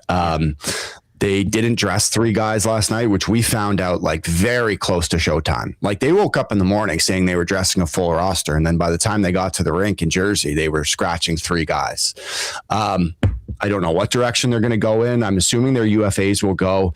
I always thought Bobby McMahon to Edmonton made a lot of sense, but they're 100% asking for a first round pick. You're talking about, I mean, if you guys want some McMahon history, you're talking about a 6'3" forward that has 20+ goal potential. He disappears at times in his consistency, but in terms of speed in the league, he's one of the only guys statistically that matches with McDavid. Like, he is that fast. And I always thought there was a fit there. I just think the first was too expensive. He lives in Edmonton. Like, he is in Edmonton. He's from Wainwright, but he lives in Edmonton. I always thought that made sense. But man, it's tough times here in Toronto. I'm not going to lie. Like, this Leaf team it hasn't worked. It just hasn't worked. And it's been I don't want to say massive disappointment, but it's just, I think a lot of people expected them to be in a different place than they were now. They had injuries to their goaltending. Joseph Wall missed the start of the season with some personal stuff, and that really put them behind the 8 ball. They really had used their tandem last year, and it was a huge part of their game. Their goaltending covered up so many flaws that they had last year, and they end up winning the Atlantic Division. Then you take Mitch Marner out of that situation, and it's like they could never just get their footing. They could just never got their chemistry in their lines, and they don't defend incredibly well. They still have some top end, like high tier top end talent, but it's just not a great team. So it's going to be sell mode. Considering the resurgence of the Penguins, is there finally pressure being put on Brad Treliving? Like, is there finally going to be some chatter that is this the right guy for the job? There's always pressure here. When you don't win, it happens, right? And I think that's the name of the game. Like, this is the first time in years where they're approaching the deadline as a team that's going to be selling with a core that I don't know what your prime is, and I don't know what you guys consider prime, but I still consider Austin Matthews and William Nylander in their prime. Yes. And it's like Mitch was gone. The Marner situation was mishandled by everybody involved. I don't put that on Tree. I don't put that on Mitch. I put that on just massive miscommunications on both ends. And between that, I'm going through the thing yesterday. They have like 14 guys on no move clauses. So like they're extremely complicated in moving stuff out of there. But I still think they have the bare bones of a good hockey team. When you don't win in this city, it's on to the next one. And we'll see what happens here, because everything's up in the air, man, when you're a Toronto sports team and you do not meet expectations. 3:00 tomorrow afternoon Eastern trade deadline. Parting thought, who do you think is the biggest swinger tomorrow? What's the topic on everyone's lips? The biggest, this is a great, I'll give you like 3 just off the top of my head. Vegas is going to do something big and unexpected and creative. I think I've heard the goaltending thing and dressing a playoff roster. Like, if there's something like that Vegas can figure out how to do, it's that. I think Edmonton takes another swing. I think you see Edmonton acquire another player that makes their team much better. And I just think, as a whole, I think it's going to be spicy. I think we're going to see more than we expect here, just because there's so many teams that I think they can win, and they just have to get their foot in the door, especially out in the East. So I think it's going to be fun Friday. We got a great crew on Sportsnet. Me, Kevin BX, Paul Bissonnette, Colby Armstrong. It's going to be great. So wherever you are, tune in. We'll try to keep you posted on what's going on. Love it, Luke, man. You enjoy and good luck, and just soak it up, man. It's going to be great. Luke Gazdic here joining us. Thank you, fellas. Thank you. GS Construction Hockey Insider Analyst, brought to you by them. 5 decades, GS Construction's been proud to serve our communities, and they're hiring now as well. They're looking for experienced top men, pipe layers, operators. You can go to gsconstruction.ca for more. Click on careers, and he's joining us as well in the Firehouse Subs hotline. Firehouse Subs 15. Firehouse Subs locations across Edmonton and the greater area. And if the Oilers do pull off a win tomorrow against the Carolina Hurricanes, that will mean you unlock the Firehouse hot streak. When the Oilers win 2 in a row, you can get the medium brisket hat trick for just $8.99. You like that sandwich? Yes, I do. Maybe Bowman could cook one up for you, hey? That'd be nice. He cooks one up. He cooks up a little deal, and you get a Firehouse brisket hat trick. But the whole menu's great. The hot subs, the cold subs. Delicious sandwich at Firehouse Subs. Check them out today. One of the 15 locations. Hot, hearty, made to satisfy. Really quickly, Play Alberta Early Bird Special, and you can go up to playalberta.ca or download the app, make it easier for yourself. They are the title sponsor of EST. Dusty will probably have something cooking for tomorrow's game, but if you go to EST Specials right now, there's a Lock Shop Partner Parlay up there. Celebrating to win the Hart, Renski to win the Norris. That's been boosted to 660. If you go into NHL and go into the outrights as well, you can get Evan Bouchard at plus 200 right now for the Norris Trophy. Makar plus 170. Renski as well plus 200. And Bouchard at plus 200. So if you want to sprinkle something on there. What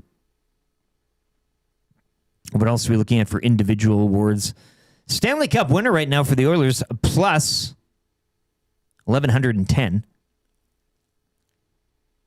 Avalanche are plus 295, Lightning plus 370, Hurricanes plus 565, Golden Knights plus 845, and the Oilers next in line there. Hart Trophy, McKinnon minus 189, Kucherov plus 260, Celebrini, as we talked about, plus 420. So head to Play Alberta. Once again, if you are gambling, use your Game Sense. Hour 2.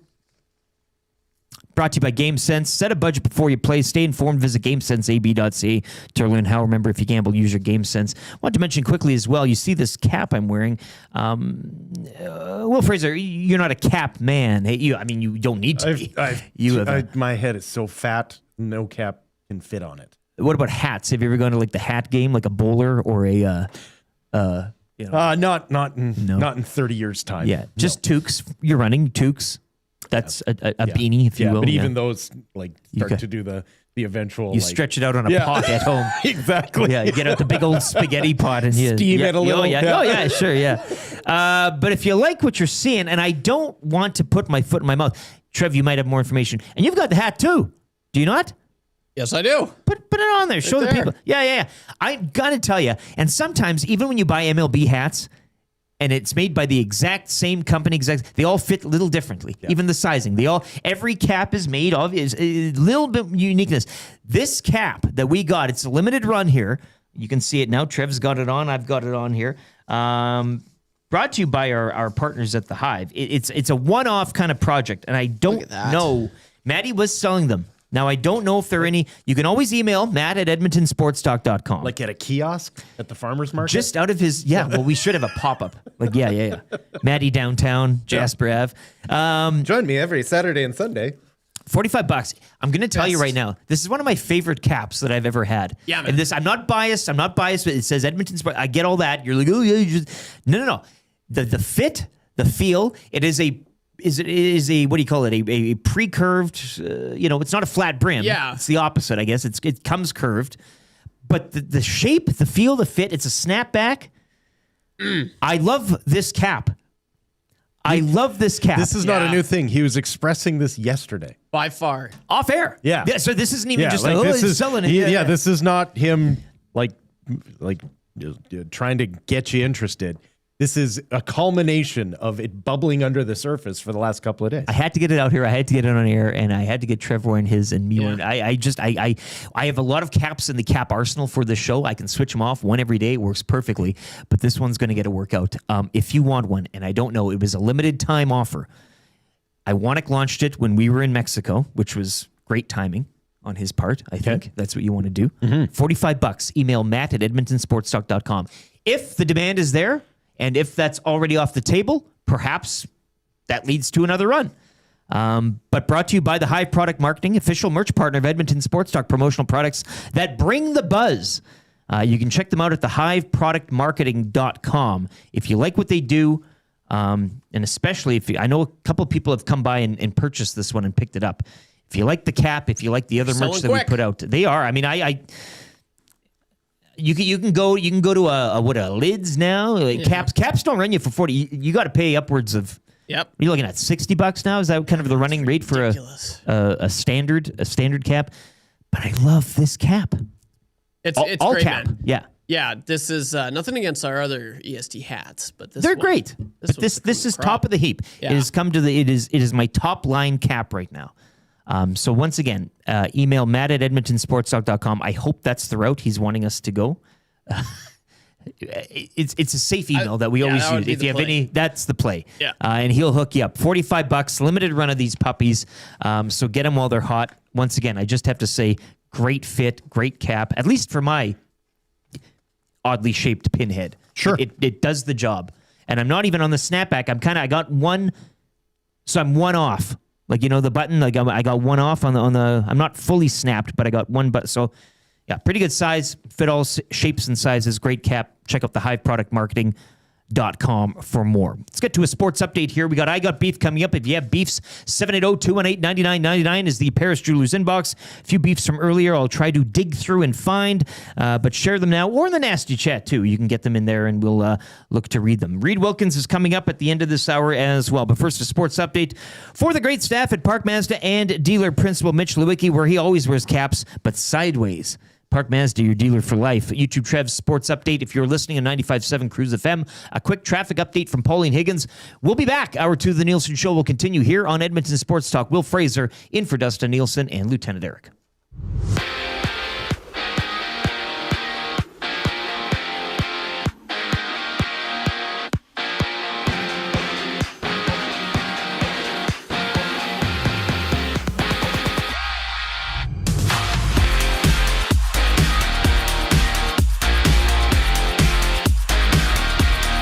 Last night, the Oilers made a move acquiring Jason Dickinson and Colton Dach from the Chicago Blackhawks in exchange for Andrew Mangiapane and a conditional first-round pick, which is top 12 protected. Dickinson is just 2 seasons removed from a career-high 22-goal campaign and is set to become a UFA at the end of this season.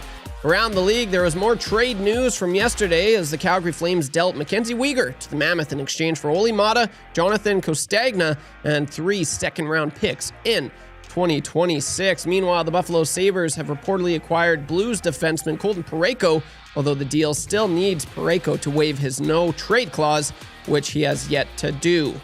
There were 5 games in the NHL last night. The New Jersey Devils beat the Maple Leafs 4-3 in a shootout, extending Toronto's losing streak to 5 games. The Golden Knights edged the Red Wings 4-3 in overtime.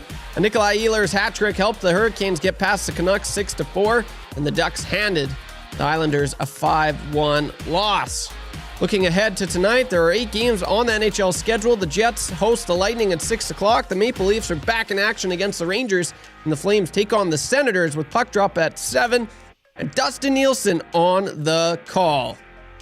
Over to the NBA, where there were 8 games last night. Chet Holmgren poured in 28 points to lead the Thunder past the Knicks 103-100, and Kawhi Leonard scored 29 points as the Clippers rolled to a 130-107 win. Tonight, there are 9 games around the league, including the Raptors taking on the Timberwolves at 6. Toronto has lost 3 of their last 4. In baseball, spring training resumed for the Blue Jays after a day off yesterday. They'll take on the Braves this morning with first pitch set for 11:05. And finally at the Brier, Alberta's Kevin Cooey remains undefeated, sitting atop of Pool B with a 6-0 record. It's currently on the pebble against BC's Tanaka rink, where they are up 7-4 heading into the 6th end. Cooey has the hammer.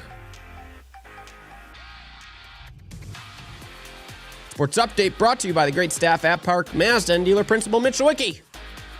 Your dealer for life.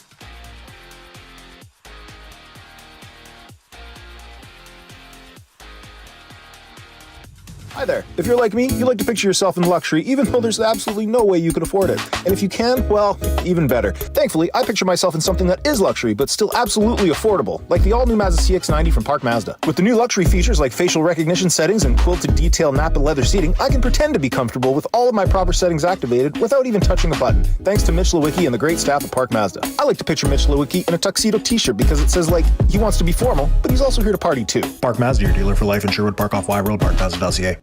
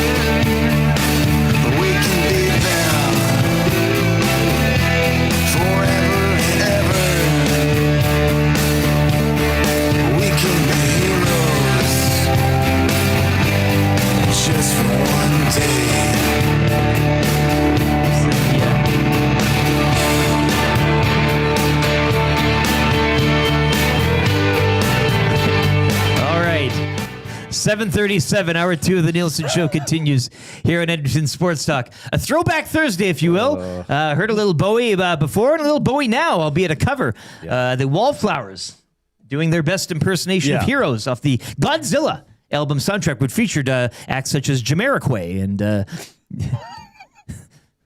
on and on. Rage Against the Machine had a good song on there. Yeah. Exclusively. I'm reminded every time I work with you of the movie Batman and the line, some people just want to see the world burn. Present. The original Rage Bader. What is this? Why? No, some people just want to see the world burn. Did somebody say excellent song? Excellent. Who? Yeah, I want names. I want to make a list. I want names. Of who? Toopsuck says that was dreadful. Yeah. Not even Bob Dylan thinks that was a good song. Where was it? Yeah, it was Graham. Graham said, "Great song, great song." You just made the list. Excellent song, excellent cover. There you go. Somebody likes it. Don't mind it. Bootski in the nasty chat. Nice. Probably my favorite Bowie song. Yeah. Excellent. Yeah, cover. when David Bowie sings the it. David Bowie. Yeah, that's right. And P. Diddy was on there too. Puff Daddy doing that. Come with me. He was dancing. Which on it. really adds a different music video. meaning to that. Okay. I got beef right now. Nielsen Show presented by Weiss Johnson. Once again, if you have any furnace or looking to, get a jump on the game with the AC stuff, get 15% off any additional mechanical system done right now. Get a new train furnace, weiss-johnson.com. You can book an estimate today. Great people. They'll get out to you in a heartbeat here. I got beef right now. Reid Wilkins coming up, hour 2.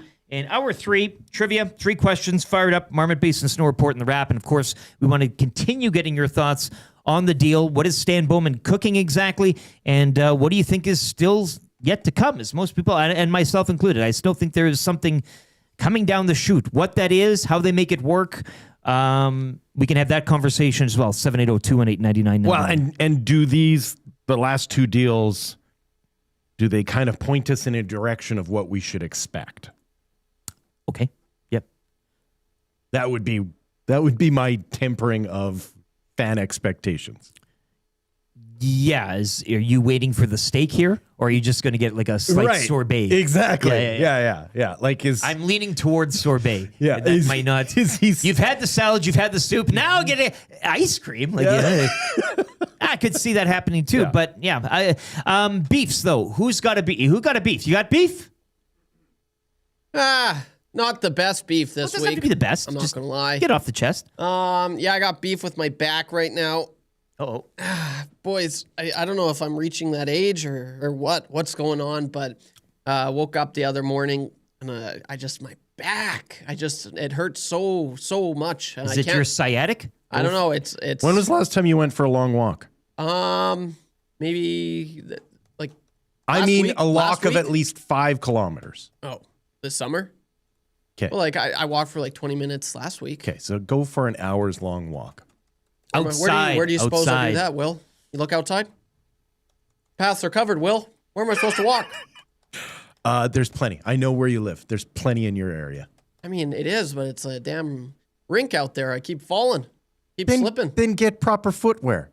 Stop making excuses. Yeah, you know what? I will say that's another beef. I got beef with my shoes right now. My Timberlands. They're boots. Yeah, do they look good? There's your problem. Do they look good? Yes. Those are not known as walking shoes. But these are. Who would have thought? There's nothing. Wearing Timberlands no grip. There's be no great grip for your back under these. They're my winter wear. Yeah. I wear these. Yeah. Well, take I don't care have of your anything. And you wear them unironically. Yeah. Yeah. You like the Timberland.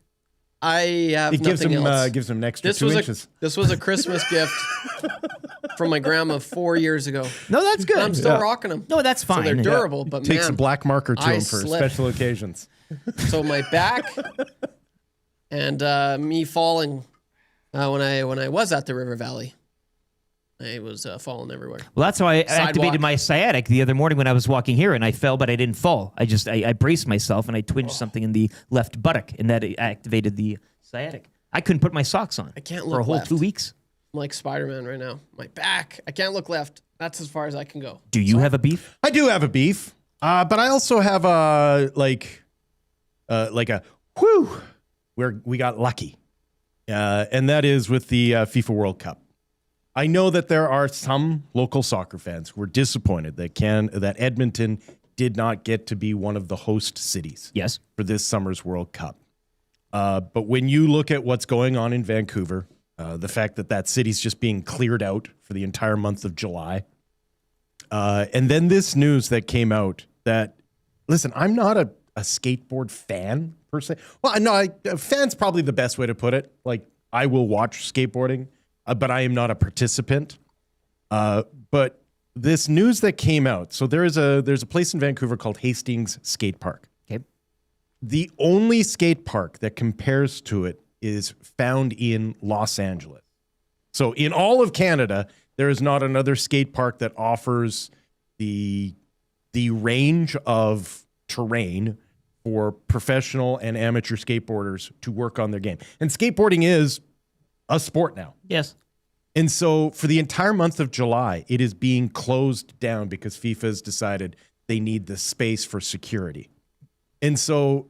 And who are you to argue? And so there are literal like skateboarding athletes who have like moved from Ontario to be able to use this skate park, especially in the summertime, who now have to, with their own dime, if they want to continue their training, go all the way to Los Angeles. This is my beef when you allow authoritarian sports bodies like FIFA or the Olympics into your city. They don't ever make it better. They never make it better. They always make it worse. Like, I grew up in an era of the 88 Olympics in Calgary, which I think still to this day were probably the best put on, organized, funded, all of the above Olympics. And it was probably the last time where you could say that hosting a major sporting event of that size and scope was a net benefit to the city that got to do it. Yeah. Because since then, it has just, like, why would you ever want to be a host city for this? I can understand why you'd want to go and watch it or travel to, be a tourist to, but why would you ever want to have to live in a city that was doing this if this is the cost? Mm-hmm. Right? Everything gets more expensive. You can't do anything because everything's shut down for security reasons. And the few things that you have that are world-class but aren't related to, well, in this case, soccer, get closed down and you're told, tough, you're out of luck. Move to Los Angeles. That's my beef. My beef is that not enough consideration by the residents of those cities and to the residents of those cities is put into it. And once again, I know Edmonton, disappointed, but I breathed a sigh of relief when we didn't get named. And also, congratulations to the plebiscite referendum that happened in Calgary several years ago. Can you imagine if they would have had to host the last Olympics? Like, as citizens, they voted, you know what? We're good.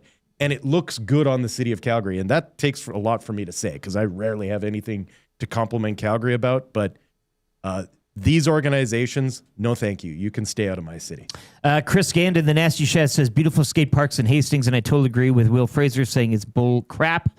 123 Arthur says FIFA is more crooked than my granny's toes. Yep. Yeah, I think the news is out. I mean, I don't know. You have to be living under a rock to not know. But that's kind of what see what happens. That's kind of what gets me is that we know this about them, but you still want it. But people still want it. Like, no, like. We know enough about private islands and what you can get away with. Can we just find private islands for these organizations where they can host their things? Like, just do it over there. Yeah, or a different planet. Yes. Rusty said, or no, Scoob says, sorry, Will, that beef is more like Beyond Meat. Yeah, no, but it's. I get where you're coming from on that. Yeah, it's a few. My beef is with FIFA. My beef is with cities that don't take this into consideration until they're too far down the path, and all of a sudden have to acquiesce to people who don't care about your citizens, right? Like, I bet if the citizens of Vancouver knew that this was going to be one of the costs, you might have had the citizens of Vancouver go and be like, you know what? We're good. But it's not until after you sign off on the dotted line that a group like FIFA comes in and says, oh, and by the way, we're shutting this, and this down, and it's going to cost you twice as much. Here's the rest of the agreement. Yes. We forgot to staple it to the main package, Exactly. if you'd like to peruse. That's how I got beef. Speaking of beef, though, our next guest, I saw was dining on a little bit of the sirloin bites yesterday at the Bonnie Doon Mr. Mike's location. Reid Wilkins joins us. Where's his intro? Do you have that clip of him? I do not. Okay, Dusty's got it. You just have to say it. Is it on the hot? Yeah, you say it live. Do it live. Yeah, exactly. Do it. Dude, Please. don't make me. I haven't warmed up. You took about 56 takes the other day when you tried to record it. Yeah. We're all great, though. I don't know if it's in there or not. I don't think not. so. Yeah, it's on the board somewhere. Is it on the board somewhere? Yeah, I'll Millen plays it in the we may afternoon. interrupt. You just, if you halfway find through. it, you play it. okay. But Reid Wilkins, I got to apologize ahead of time, Reid. I didn't give you the text when Dustin's not here. I do like to confirm with you that you have the time or even the want to join us. So I thank you for that. Before we get into the main course here, I guess, with the Oilers, Mr. Mike's yesterday, it looked like a carnival atmosphere down in Bonnie Doon. Yeah, it was good. I hadn't been there. I haven't been to Bonnie Doon Mall in a while. But yeah, Mr. Mike's was excellent. They took incredible care of us. Our shows were there from 11 to 6. I had a solid steak sandwich for lunch. Really good. The steak, the fries, the garlic toast, onion rings. And then, Jay and I were lucky enough to be presented with some appies during the show. So we had the sirloin bites and we had the spinach dip. And I'm a big spinach dip person. So as soon as we went to commercial after those came, I was like right back to the dish stuff in my face. So yeah, You ever had really a cool bread bowl? spot. Have I had spinach dip in a bread bowl? Yeah. I think I have at some point, Will. I don't think I ate the bowl after. Oh, yeah. I don't remember the circumstances. I assume that's where you were going with that. Or if I just picked up the entire thing and started eating from the bottom, bread first, and then get to the middle with the dip. Yeah, really good day. Great hospitality at Mr. Mike's Bonnie Doon. We gave away a couple of gift cards. Nice. To Mr. Mike's as well, to our great listeners. So it was a really cool day.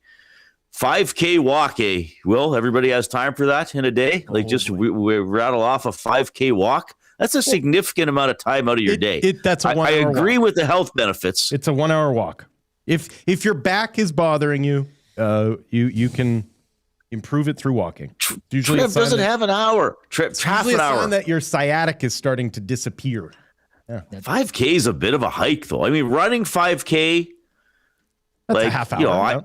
I can run 5K in about a half hour. Yeah. But like walking 5K, that's a little bit more of a commitment, can't especially imagine for a busy guy like Trev. And it's awful out there walking.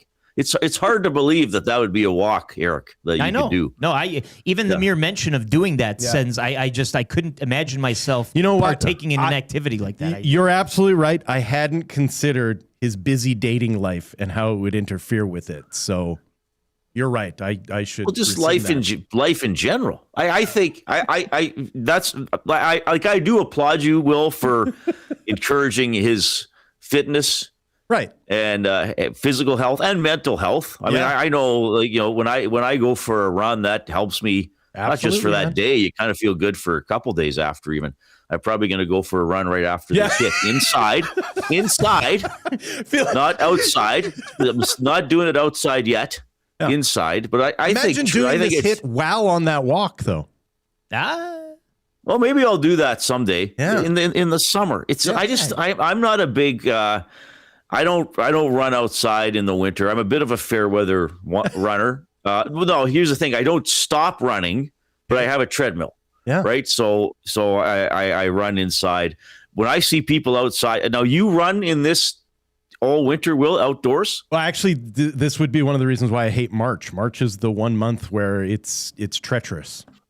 Okay. So do you have special shoes, or I do? You just hop around with the ice? You can buy some decent carbide running shoes out there that actually help in this, but I get grumpy in the month of March. Priced fairly, I'm sure, as well.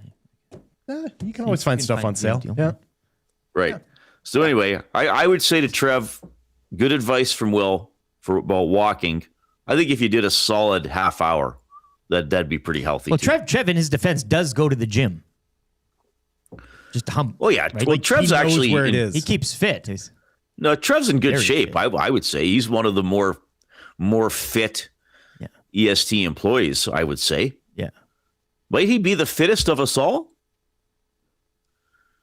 He might be. Well, with youth on the side, maybe, yeah. Well, that's the thing with youth on his side, right? I feel like it might be Hernan. I agree. Hernan, well, Hernan does not talk about it on air, but he's started running. Yeah, I don't think he's ever mentioned it on air. I don't know if you guys know this. He ran the half marathon in August. What? Yeah. I knew that. Yeah. Well, on his show, try to get it out of him. Try to get him to tell the story. He's a very private man. Yeah. So South Americans, they have secrets. Oh, jeez. I don't know how we transition here, but we will just do it, I guess. We were talking about beef and food. I was wondering, and everybody's saying, let's stay and cook. What's he cooking here, Reid? Over the past couple of days, we've had maybe an appetizer or two. Maybe Connor Murphy is your spinach dip. Maybe Jason Dickinson is your sirloin bites. Are we getting some sort of main course coming down the pipe? Your thoughts on those two acquisitions, and I guess what do you feel in your loins still to come, perhaps, from this management group? Well, that's quite a way to phrase it, Eric. My goodness, thanks for bringing loins into it. I mean, just in terms of the two players that they got, they should help. They should make the team better because this team doesn't defend well, and they're kind of a panicky defensive team. So Murphy, that's what he does. He kills penalties. He defends. He knows he has to play in his own end or take zone starts in his own end. He knows that. He should help. Dickinson isn't a sexy acquisition, but hopefully he can help the bottom six, play again, just check a little better, maybe be a third liner. His face-off percentage is below 50%, but I assume he'll take his share of face-offs. So, bringing those two guys in and given their histories and their roles and who they might move down in the lineup, it should help the Oilers. Is it going to help them enough to overhaul them defensively? I don't know about that. I mean, they can't play the whole game. There's still a lot of guys on this team who are certainly in a funk defensively or maybe who just flat out aren't capable of doing it better. I think the first rounder for Dickinson or involved in that trade, because let's face it, the first rounder is not for Dickinson. Right. The first rounder is for them to take Mangiapane. I mean, that's largely why that is in there, and that's tough to swallow. And I get if fans criticizing Bowman for that. It's like, well, you signed a player, he didn't work out, and then you're giving up a first round pick to get rid of him. I mean, this isn't giving up a first round pick in part of the deal to get Ekholm. This is giving up a first round pick mainly to get rid of a player and get him off the books, and then maybe see what you can do with the money in the summer. I still don't understand, and maybe I need it explained to me by you guys or some of our audience members. I still don't understand what the big deal is that is coming. That's going to be an eye popper because the Oilers are at, I got Puckpedia open here. I'll get the exact number. Puckpedia says they have $475,000 in cap space. So, again, I know we've all been over this on our shows this week. I don't believe Darnell Nurse is waiving his no trade clause. Why would he? I don't think he wants to leave. I saw some headline yesterday, like how badly do the Oilers need Sergei Bobrovsky? Well, he makes $10 million. Like, I don't understand. So, like, what are you moving out? Even if Florida retains something, like what are you moving out to make that work? So I something else could happen. Sure. I don't think it's going to be massively eye popping. I think it would be something that would help round out the depth. Yeah. Personally. Because you send Szymanski, you send you LTIR, all of these, you move all these guys, around, and then you're left with perhaps a little more cap space. As you said, it's not a home run ball or anything, but would leave you a bit of walking around change, I guess, to add in a depth department. Yeah, I mean, so they've already put Lazar on LTIR. Szymanski's still on the roster, correct? Yeah, so if he goes down, there's another $975. I think I don't think they'd retention. I don't think they'd send Savoy down at this point, given how he's playing. And it's nice to have an extra player or two in case there's an emergency. So, yeah, there may be other moves. I tend to not believe that it's going to be something amazing or a headline move or anything like that. I mean, hey, I've been wrong before. I tend to always downplay the speculation at trade deadline time too, because I know fans love trades and there's tons of rumors. But as I always say, you can text in 100 rumors to my show. I'm not going to talk about all of them because usually at most one or two will actually turn into reality. So we can talk about them for fun, but you can talk yourself into a corner talking about rumors, and the next day it's like, oh, nothing happened. What was the big deal? But I don't think there'll be anything major. Right. But something. Hey? Possibly. Sure, Eric. Sure. Possibly. I'm 77% sure there'll be something else. Little. I'll take that. Under the guise of you either get busy living or you get busy dying, what team out there needs to get busy dying? Well, you're just all full of the advice today. Yeah. Like God, Will. Yeah. Get busy living or get busy dying. Yeah. Like what team out there are you looking at going, get busy dying? Like, obviously the Maple Leafs. The Leafs might be at the top of that, but I've been harping on the LA Kings like since yesterday. Like, I can't believe that they, like, with the amount of Stanley Cup rings they have on their roster, the experience and all of that. Like, if I'm an up and coming team, I'm looking to grab whatever I can off that Kings squad. Yeah, that's a good one. I mean, and now the Fiala injury doesn't help their plight, I guess. But they've finally fired Jim Hiller, which I think some people thought should have happened after the Oilers beat them in the playoffs. And right. He only used 12 players most of that series. Yeah, I mean, they're an interesting team. I don't know if Ken Holland's going to think like that. I don't know. Like, in some cities, you can't think like that when the market's that You're not competitive. allowed. I mean, look at the Rangers. How often they will just fire the coach, fire the GM. Yeah, like that. Didn't they trade half their roster or close to it over the course of last season? Yeah. Like, is LA a little bit the same? Can you afford to finish last in that city with all the other teams? Right. And you're already a distant behind the Dodgers and the Lakers as it is. So I don't know. I don't know if Ken Holland will be thinking that way. I mean, they're probably not going to make the playoffs. It will be interesting to see about Toronto. I mean, can they like who sat out last night? Lawton, OEL. Who's the other one? Was it McMahon? McMahon, I think. Yeah. Or did Lawton sit out? Lawton sat out too. I think Lawton sat.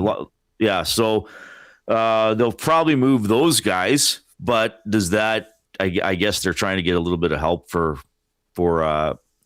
next season. But like it's interesting, right? Because Mitch Marner in the playoffs, like, he's always going to be criticized for the not being sweaty and all that kind of stuff.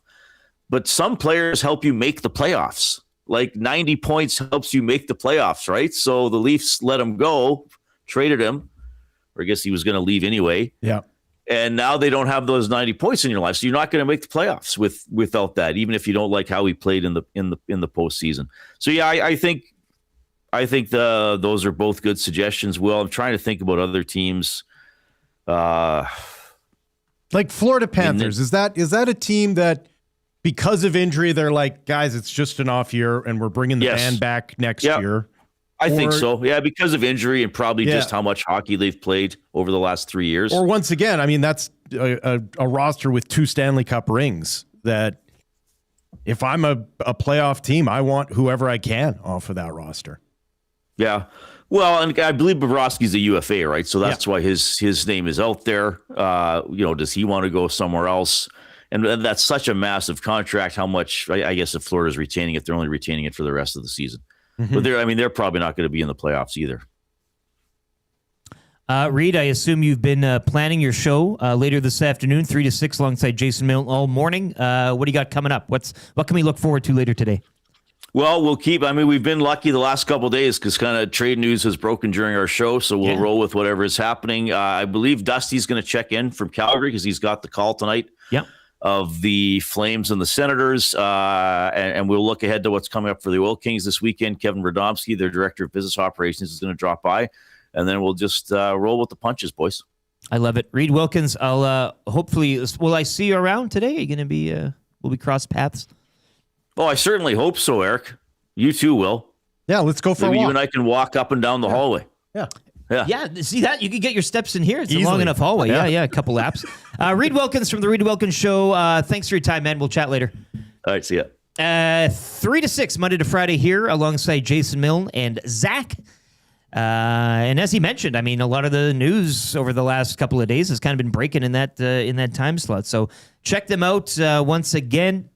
And we will have wall-to-wall coverage leading up to tomorrow's deadline as well, all throughout today and all through tomorrow. Few things right now. We need somebody to play kind of easy trivia. 30 what? 6, 7, 5, 8? 36. 36. Looking for 36 in a row on kind of easy trivia. You're playing for a gift card to Mr. Mike's and unlocking a Club 8 Loop remix from the vault. So text in Paris Jewelers inbox 780-218-9999. Text Trev, I want to play, and he will pick one of you, and you will be the next contestant on kind of easy trivia. Also need some questions for 3 questions too many. I got a few. Always don't mind flexing a few in as well from you. You can either text them in or get them in on the nasty chat. We'll be continuing to talk about the Oilers and their activity prior to tomorrow's deadline and what could still pop up here, fired up. Marmot Basin Snow Report and the wrap for William Huff. First, a sports update. Trev's got you all up to date on the goings-on, hockey, baseball, Briar action as well. The update is for Windsor Plywood Leduc, locally owned and operated, serving Leduc and the surrounding area since 1993. Doors, flooring, baseboards, and of course, plywood. Go see the knowledgeable staff at Windsor Plywood Leduc. If you were listening on 95.7 Cruise FM, a quick traffic update from the wonderful Pauline Higgins. Will Fraser, Lieutenant Eric, will be back in a couple of minutes. Hour 3 of the Nielson Show will begin here on Edmonton Sports Talk.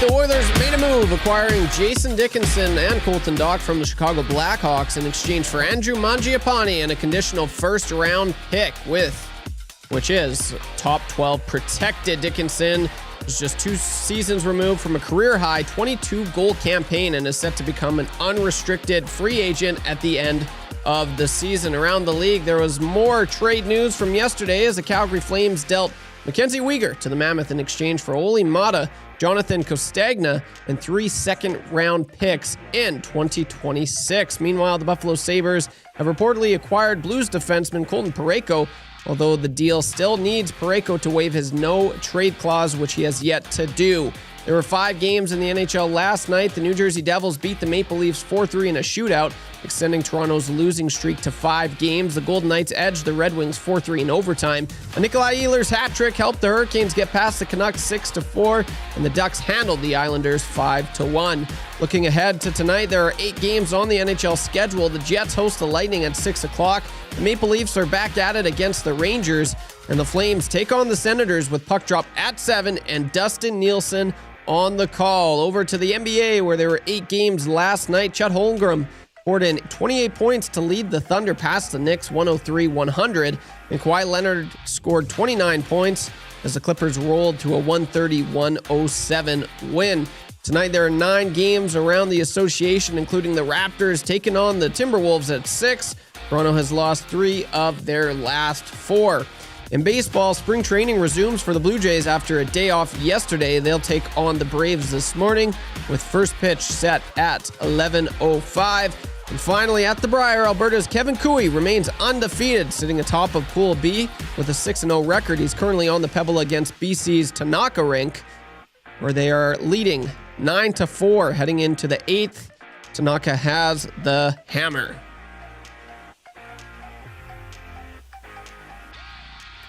The Sports Update is brought to you by Windsor Plywood Leduc, locally owned and operated, serving Leduc and the surrounding area since 1993. Doors, flooring, baseboards, and of course, plywood. Go see the knowledgeable staff at Windsor Plywood Leduc. From YouTube Trev, you're up to date.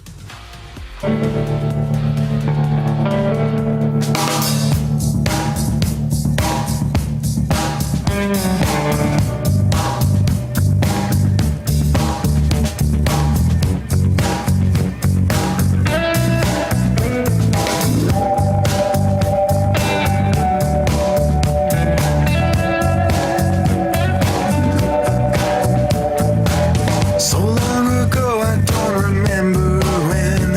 That's when they said I lost my only friend. Well, they said she died easy of a broken heart disease. As I listened through the cemetery trees.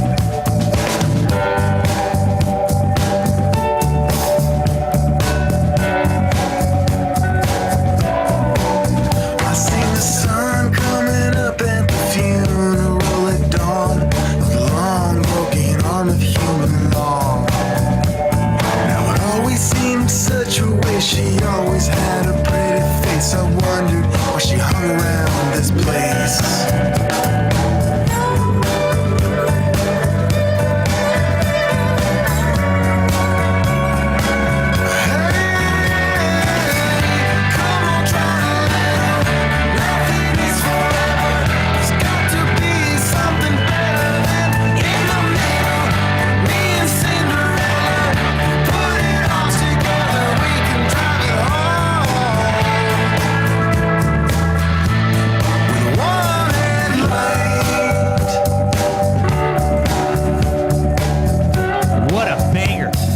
Throwback Thursday, the Wallflowers, One Headlight, off the album Bringing Down the Horse. A masterpiece, front to back. Some albums you can have a few radio hits off them. This one, top to bottom, just masterpiece. Would you not agree? Will Fraser in for Dustin Nielsen. Bill Hader had a very famous sketch written by John Mulaney called What's That Name? Where he plays the game show host, purposely just tormenting poor John Mulaney. And Mulaney finally asks him, like, hey, why are you doing this?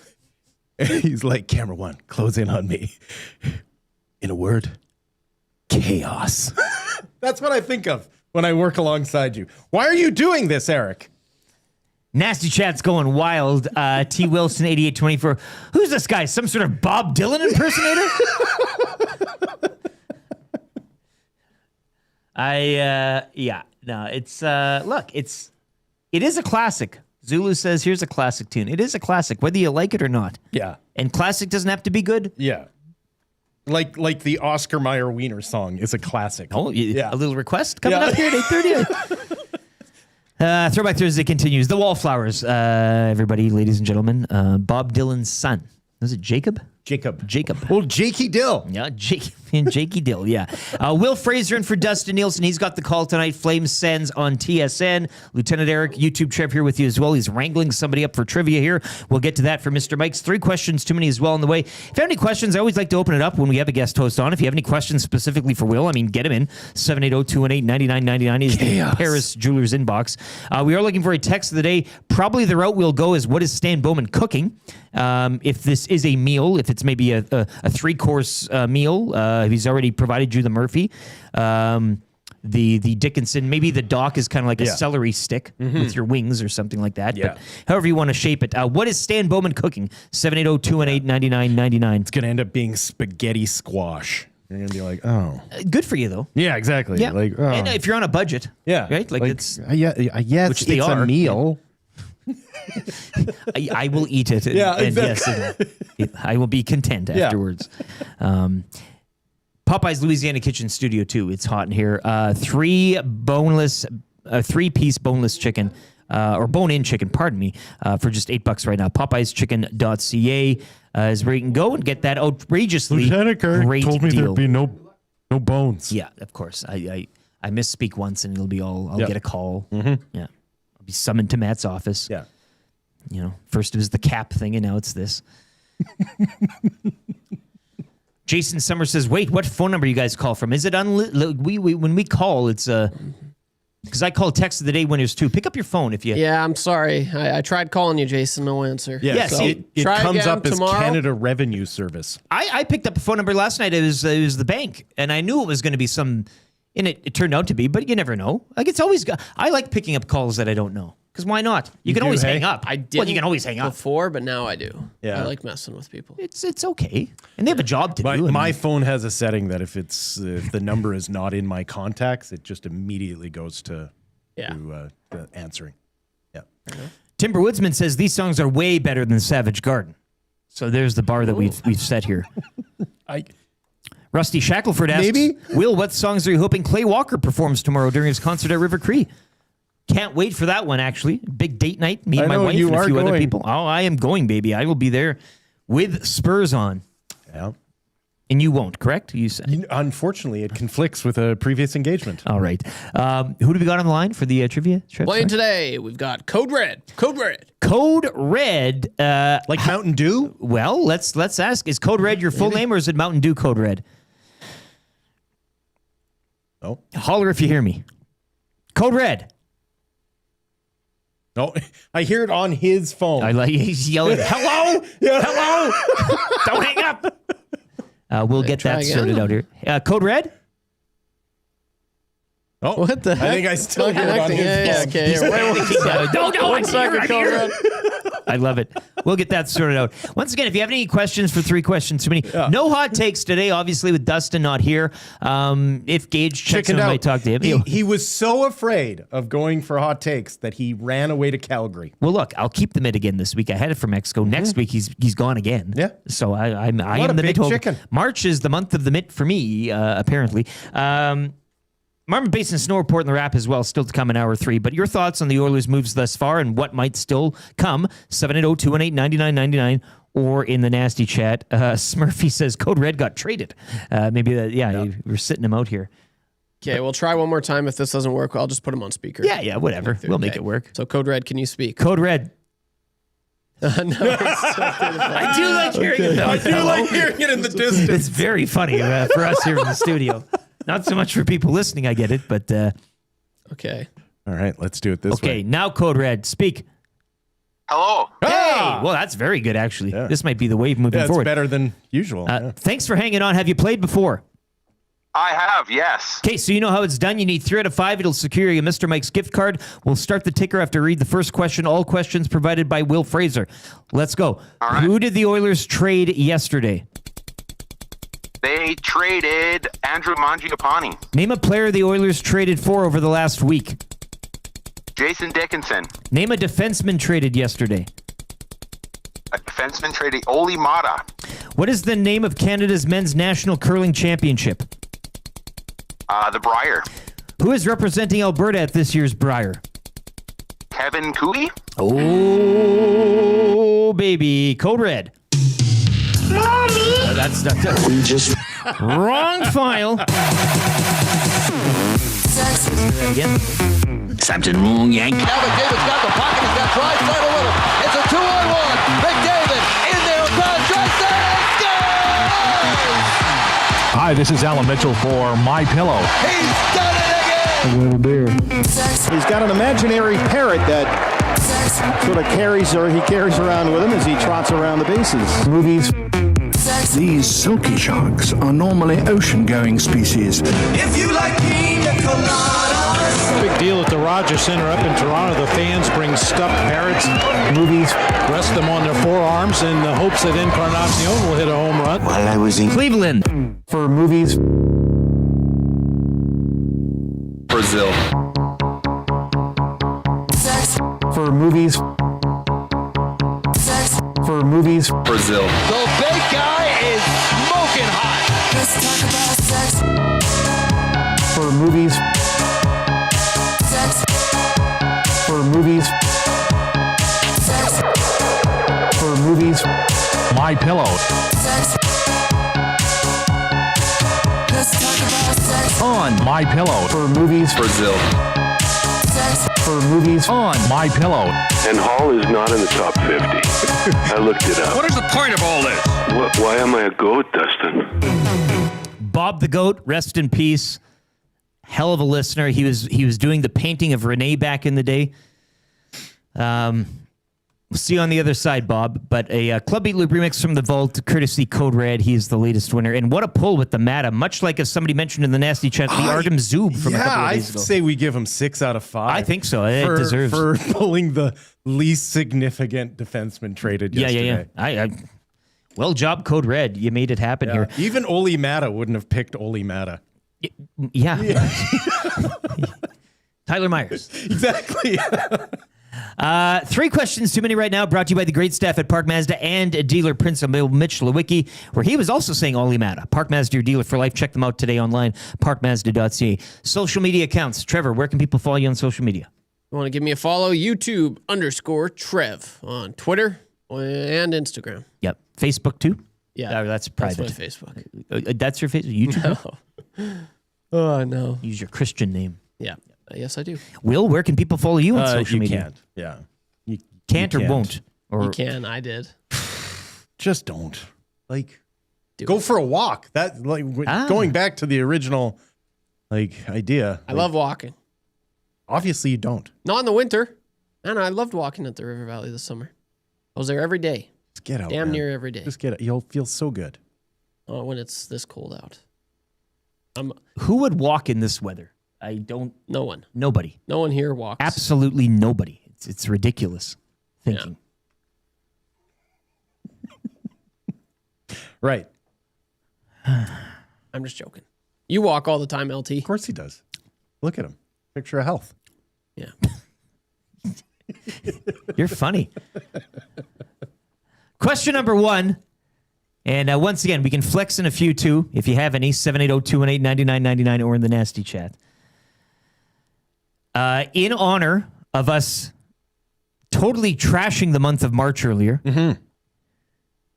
what is your favorite month of the year? This is hard. This is a tough one. This is only one. You could have a few, but whittle it down to one. Yeah. Something pop off the page for you, Trev. Is there one that jumps right to the front of the queue? Probably September. I go with September. Believe it or not. Really? Yeah, I like September. I think September is really solid. I think it'll even be better in your when you're 50 or 60. Like when you retire and you can take advantage of kids going back to school and the weather still being nice and just kind of having the world to yourself. I hear September's incredible. People are talking. No, especially after my parents retired and stuff like that. Like I hear September is just this gleeful time of year where the retirees just have the whole world to themselves. So September does sound really nice. I love September. My favorite season is fall. Growing up, down south in the Rockies, it was always just so beautiful, just being in the mountains. Yeah. And I think it's my favorite time to fish as well. That's fish. Just no runoff, just super clear, super clear. I can see everything. Yeah, listen, I know it's a real basic choice, and there are years where it's not, but if I had, it's July, right? Sun never goes down. That's a good answer. My anniversary's in July. Good answer. My dad's birthday's in July. July. Yeah, July's just lovely. Yeah. There are a lot we celebrate the birthday of the nation. That's right. Canada July Day 1 kicks it off. It is high time for your summer, vacaying and all of that. I mean, June you can still kind of still getting out of that, but a really good pick. It's probably my second favorite month.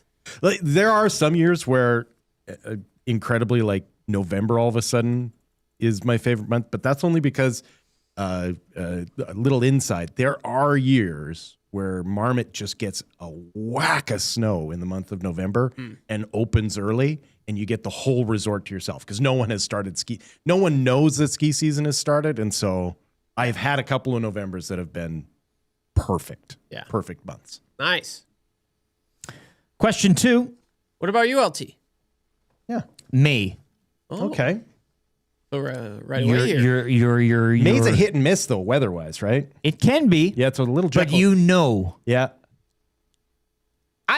Yeah. I've seen it snowing. We've all we've all people seen you've the seen May it long snow in May. weekend with a blizzard, whatever. yeah. But May long is the one too where you can. I've always loved May long because everybody goes away. You can really just enjoy. It's the one long weekend where you can say, I don't need a plan. I can just relax for the weekend and then look forward to really what's to come with your Junes, Julys, and your August. May is the birth of patio season, but it's not crazy patio season yet, right? So you can always get a table. Yeah.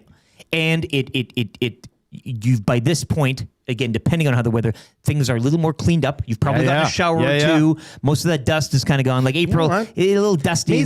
May's a sneaky little month there. I don't mind the May. And I do like winter. I love the darkness of December. Okay. I do love when things kind of get more, and then you get at Christmas. I get all that.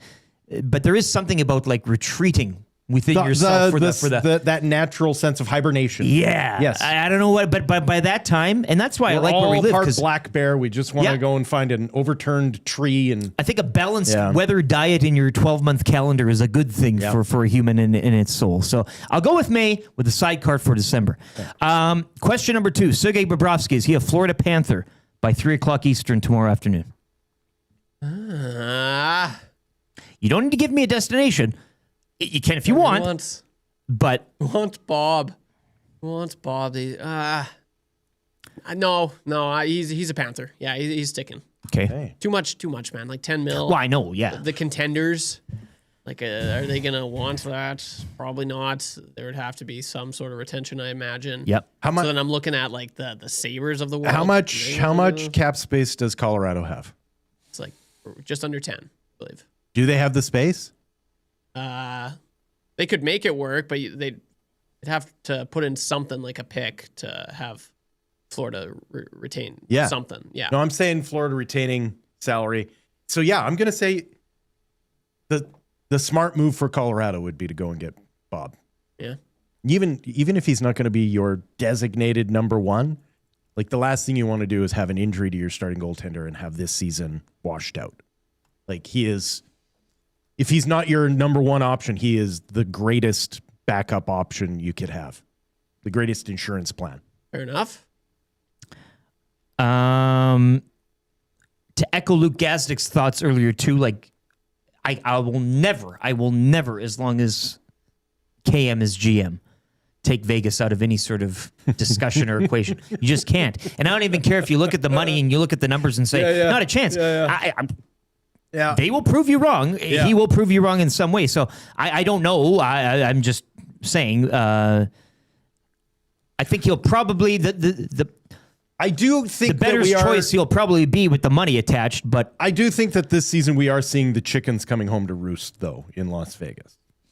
In that they're year after year of dealing away depth. That they are,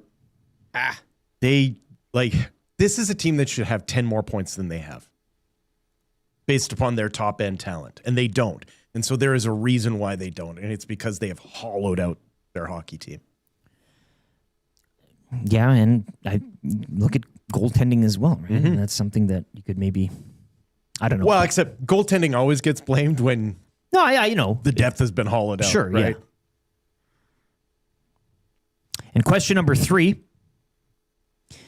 In honor of Throwback Thursday today and our generous playing of the Wallflowers, as requested by you earlier before we started the show this morning. You are a liar.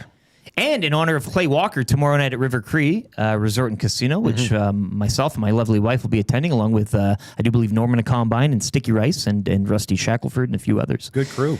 Your favorite 90s artist, group, band, performer, et cetera, et cetera. Yeah. From the 90s. Just like that? Well, it's Pearl Jam. Yeah? Yeah. Like, and to be more specific, it's Eddie Vedder. Like, well, he's survived. He's cockroached his way through. I have maintained this for a long time. Alice in Chains is better. He is my generation's Frank Sinatra. No. Like, I will pay to see him perform. Have you seen him live as an 80-year-old? Have you ever got a chance? Only once. Yeah. I was in Chicago when Pearl Jam was performing at Wrigley Field and missed it. And to this day, that's one of my biggest regrets. Trev, now I know you're a man of youth. Maybe the 90s. Yeah, do you know what happened in the 90s? Which I really find your answer to this will be quite interesting because I'm sure you have heard of Francis music. Fukuyama called it the end of history. Well, Billy Corgan said rock and roll died in 1998. Billy Corgan would be a good choice as well. Yeah, I'm gonna go with probably Green Day. I'll go with Green Day. I still listen to them quite a bit. All of a sudden, my Pearl Jam doesn't sound so bad, does it? What's wrong with Green Day? There are no wrong answers here. What's wrong this is a with safe Green Day? space. hey, back in the day, they still are. They bring it. Like they're controversial. When they were on, they were on. And I was a baby when they were on. Yeah. But yeah, I'll go with Green Day probably. Nasty chat filling up. Abutsky says cake. Strummy. Alice in Chains is one of the most underrated bands of all time. I'll take a little Lane Staley over Vedder any day of the week. Like we're saying that Alice in Chains is underrated. No, but they do sometimes get lost in the shuffle of the Pearl Seattle Jams bands, of the world. of the Seattle bands. I can understand, but I don't know any sort of music person. Underrated is maybe a strong who has word. Slept on Alice. No, I agree, but Lucas says Static X. Okay. Rest in peace, Wayne Static. On that theme, Bush X. Bush X, sure. I know you always played Local H back at the old. Remember that one? They had what was it, On the Floor or something like that? Yeah. Scott from Rainwhite says Rancid. It's individual artists. Beck would be. Yeah, right there. he was. And actually, now that I'm thinking about it, Beastie Boys might top. My top Pearl Jam. Jason Leduc says Big Freaking Wreck. Norm says Garth Brooks. Yeah. Rookie 9 Inch Nails. Yeah. It's right. Like, don't make me choose my favorite child. Yeah, I know. It's a strange question, but anyways, in honor of Wallflowers. Too long. No, I know we the could do a 90s whole. Is too big. Like, yeah. Best era in country music. Best era in rap. Yeah, 90 to 95. Like you have a lot of genres that you could say. There's a 5-year span there where it was unreal. Yeah. That's 3 questions too many for the great staff at Park Mazda. Coming up, again, no and we're scolding missing on Tragically Hip as well. Like, well, geez. Tragically Hip had their best stuff in that era as well. Absolutely. Yeah. I mean, a lot of these kind of started in the late 80s and then moved into and then had some stuff afterwards. Even bands that you love to hate, like Bare Naked Ladies. Well, you can't their deny best stuff was then, right? Yeah. Stupid Esso says Tool. Yeah. I love Tool. Yeah, man. Some people hate Tool. Yeah. Like even Metallica was probably at their best in that.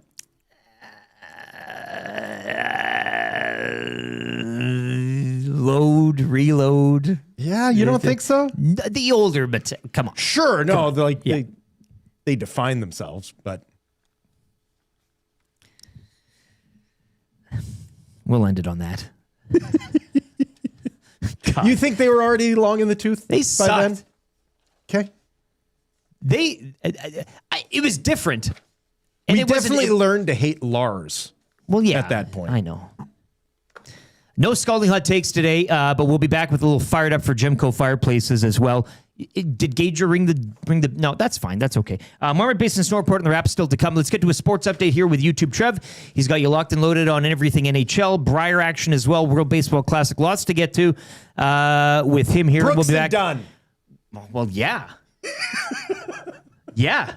That was on the karaoke machine a few times down in Cancun. A Combine crew, I do believe, did that one. Sports update. We'll be back. 95.7 Cruise FM if you're listening there on the FM signal. Pauline Higgins has a traffic update.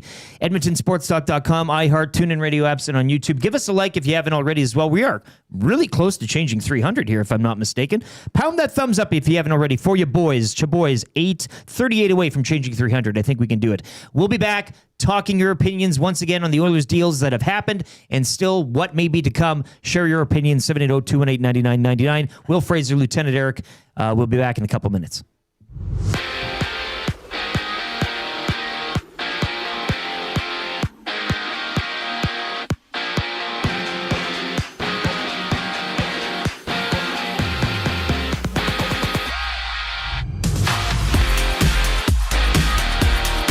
Last night tonight, the Oilers made a move acquiring Jason Dickinson and Colton Dach from the Chicago Blackhawks in exchange for Andrew Mangiapane and a conditional first-round pick, which is top 12 protected. Dickinson is just 2 seasons removed from a career-high 22-goal campaign and is set to become a UFA at the end of this season. Around the league, there was more trade news from yesterday as the Calgary Flames dealt Mackenzie Weegar to the Mammoth in exchange for Olli Mata, Jonathan Costagna, and 3 second-round picks in 2026. Meanwhile, the Buffalo Sabres have reportedly acquired Blues defenseman Colton Parayko, although the deal still needs Parayko to waive his no-trade clause, which he has yet to do. There were 5 games in the NHL last night. The New Jersey Devils beat the Maple Leafs 4-3 in a shootout, extending Toronto's losing streak to 5 games. And the Golden Knights edged the Red Wings 4-3 in overtime. And Nikolai Ehlers' hat-trick helped the Hurricanes get past the Canucks 6-4, and the Ducks handed the Islanders a 5-1 loss. Looking ahead to tonight, there are 8 games on the NHL schedule. The Jets host the Lightning at 6 o'clock. The Maple Leafs are back in action against the Rangers, and the Flames take on the Senators with puck drop at 7 and Dustin Nielsen on the call. Over to the NBA, where there were 8 games last night. Chet Holmgren poured in 28 points to lead the Thunder past the Knicks 103-100, and Kawhi Leonard scored 29 points as the Clippers rolled to a 130-107 win. Tonight, there are 9 games around the association, including the Raptors taking on the Timberwolves at 6. Toronto has lost 3 of their last 4. In baseball, spring training resumes for the Blue Jays after a day off yesterday. They'll take on the Braves later this morning with first pitch set at 11:05. And finally at the Brier, Alberta's Kevin Cooey remains undefeated, sitting atop of Pool B with a 7-0 record after defeating BC's Tanaka Rink 11-4. YouTube Trev, you're up to date.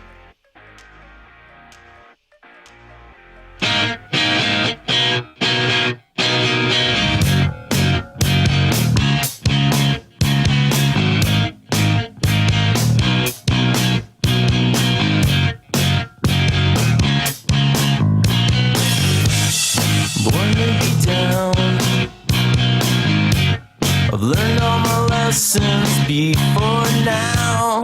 Born to be down. I think you'll get used to it, and you just don't get it. You keep it copacetic, and you learn to accept it. You know you're so pathetic, and you just don't get it. You keep it copacetic, and you learn to accept it. You know you're so pathetic, and you don't.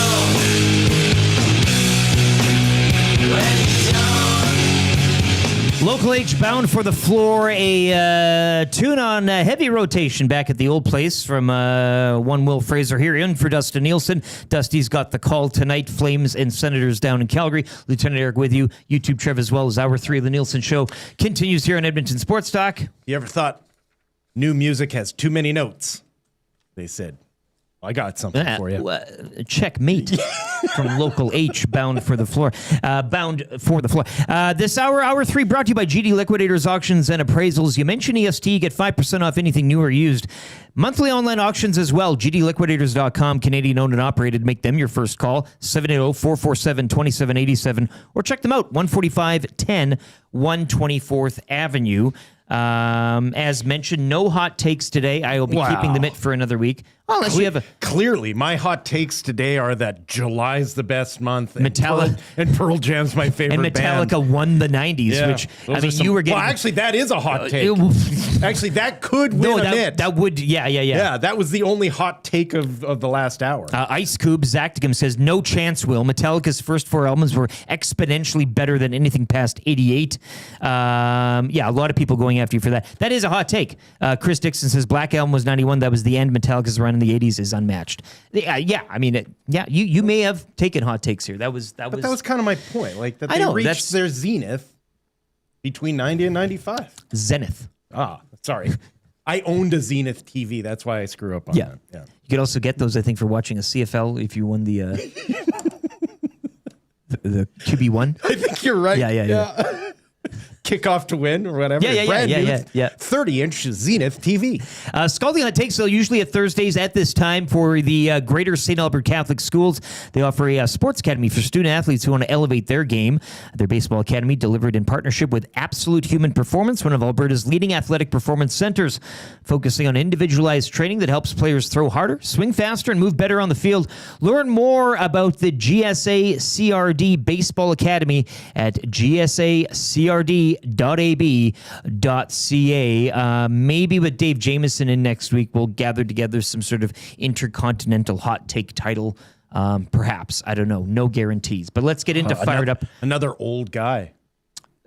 Who? Dave Jameson. JMO? Yeah. Well, he's another old person coming in. Of vintage. I was just thinking, like, how about this, Trev? You want to know how old I am? I can remember, first of all, flyers in the newspaper. That's something. What's a newspaper? Exactly. Advertising televisions that they had to specify were color. Oh, that is I didn't know that was ever a thing before. Like your Zenith Why TV would they have would to do also that? say like color Zenith TV. Why would they have to do that? Yeah, exactly. TVs have always come with color. No, not my first two. Oh. My first two TVs when I was growing up were both black and white. And if you vacuum too close to it, the picture would get all weird. Hey, we're watching Popeye here. Got to call the guy from Sears to demagnetize it again. And he'd come in with the wand. If you vacuum near a TV, yeah, like an old radiation king. Yeah, and you'd get kind of like. That's crazy. We had to get a guy from Sears coming in. He had like a wand, and he'd have to wave it. Oh yeah, I thought it was just. Are you sure it wasn't the priest? Who knows what he was doing? He probably pressed a button or something. It was a scam, but that's crazy. Anyways, fired up right now for Gemco Fireplaces, proudly serving Edmonton area for 45 years. The authorized dealer for Napoleon Fireplaces, whether it's gas or wood burning, look no further than Canadian-made Napoleon Fireplaces. All the Napoleon products you need are available at Gemco, 9281 50th Street. We're fired up for the trade deadline. This is the talk right now. I mean, obviously, as today goes through, and you can catch it on EST throughout the day, presented by Play Alberta. Luke Gazdic says it's going to be a banger. Well, and I think we're all like, who says no at this point, right? We all came into this. I think a lot of people are saying it's a buyer's market, that type of thing. A few things have already happened. I know the guys at TSN, they have a funny video coming out, LeBron and Duthie and the crew, and they're wearing ski masks, and LeBron has a toque, so he pulls it over his face. Hilarity ensues. I get it. Yeah. You don't want all the deals. Duthie says, please wait, save some for Fred, which, there have been a few already. Probably a few more bigger ones still to come. Yeah. I don't know what that is. You tell us, 780-218-9999 or in the nasty chat. But Trev, I wonder how that Mackenzie Weegar trade's going to hold up by the end of trade deadline. Yeah. Well, that's what I'm saying with everything else kind of going on. Yeah. But we do have a fan in the house, Trev, given what the Oilers have done thus far. And I think I might know where you're leaning on this. Maybe your opinion has changed throughout the course of the show. But how fired up are you from the moves that have been made? On a scale, I don't know. Give us a I thermometer. could be fired up positively or negatively there, LT. Absolutely. So what's happened and still what's to come, air quotes, perhaps, how fired up are you? As you mentioned, positive or negative of what's happened and what still may come? Well, people don't like me being negative, so I'll try to approach this as positive as possible. Like I said, I would be more fired up if the Oilers, are they a better team today than they were a few days ago? Like that's what the first thing that Gaz said when he joined the show. So yeah, I'm fired up that they are a better team. Am I fired up positively that who they got and what they had to spend to get those acquisitions? Not really. Like that's tough, man. Like a first round pick, like it's not. This isn't Andrew Mangiapane. Obviously, we know that for Dickinson, 1-for-1. Like you had to throw in a first-round pick, and we were talking about it and the retention and everything that follows. But like when Dusty first asked us when we discussed about it earlier in the week, like could a third or fourth might be attached to this? We did probably those two. I don't think we ever went as high as a second. So it's just that makes me fired up that they had to throw it. Like I'm looking at it big picture. The big picture is that they just have had two terrible free agent frenzies the last 2 years. Yeah. And they had to get out of their own mess. And how do they do that? They have to throw in a first-round pick to get a guy that is most likely going to be a rental. So, yeah, I'm fired up, both ways. I guess they are a better team. And who knows? Because there is that narrative, and Will, you touched on it. Get in and see what happens. Because I do hold on to that quite a bit, because we've seen this team, maybe have a few up and down years the last few years, but watch what they've done in the playoffs. So it's interesting. It's something that they haven't really done in years prior, getting like really focus on the defense. So I have yet to have an opinion on the player, but just at face value, what they had to do to get that player, it really is kind of a fail from management. So that's where I'm at. I'm fired up though, because if you are optimistic about this team, can they still do something going forward? Maybe. And if you're a fan, you got to be fired up about that. People are saying they don't like you. They don't mind you mad. They just don't like you sad. And it's good to be. Yeah, I don't like them sad. But it is good to be whatever you are. I mean, let your feelings, don't shy away from that. Shanzi says Bowman is putting on a masterclass of undoing his own brutal mistakes. I think that is the thing that kind of... That's what gets you fired up. Well, that's what it is the fact that... And again, I don't think, I said earlier today, I don't think anybody expected the Mangiapane experiment to be as bad as it was. No. I don't think anybody was expecting to light the world on fire. Maybe some of you had a high-end expectation of that. That's fine too. But I don't think anybody expected it to be like this. The Jeff Skinner thing as well. I think that there was an opportunity there for him, and I think a lot of people were a little bit bullish on his arrival. Obviously didn't mesh well with the coach. We saw what happened there, and we've seen what has happened to him in San Jose. And the Arvidssons and everything else. So I think what makes people mad in this specific situation is what management has done before and put themselves into these situations where now they're trying to, dig out of the hole, dig up stupid type of deal. That's probably what fires people up the most. And instead of getting proactive, you're kind of having to react to something you've done and then try to start being proactive again, which is tough to do. The rookie says the reality is better they admitted the mistake and moved on from Mangiapane than just kept him. A first-round pick is successful, plays 5 years from now. You don't sit on those and expect McDavid to stick around. The team is better today. I don't care about the cost. The Gourdfather says, would we prefer he double down and not address some mistakes? Fair point as well. And that's just it. It's just that the mistakes were made in the first place. And nobody's perfect, but... And they keep happening. That's the thing. It's been a plethora of errors with Bowman's first few years here. I feel like the bad, like, I'm sorry, prove me wrong. Like the bad, you look at it, it definitely outweighs the There's good. a list of acquisitions he's had and what he's given up. Yeah. And I think when you weigh both of those sides, you're like, yeah, not so sexy.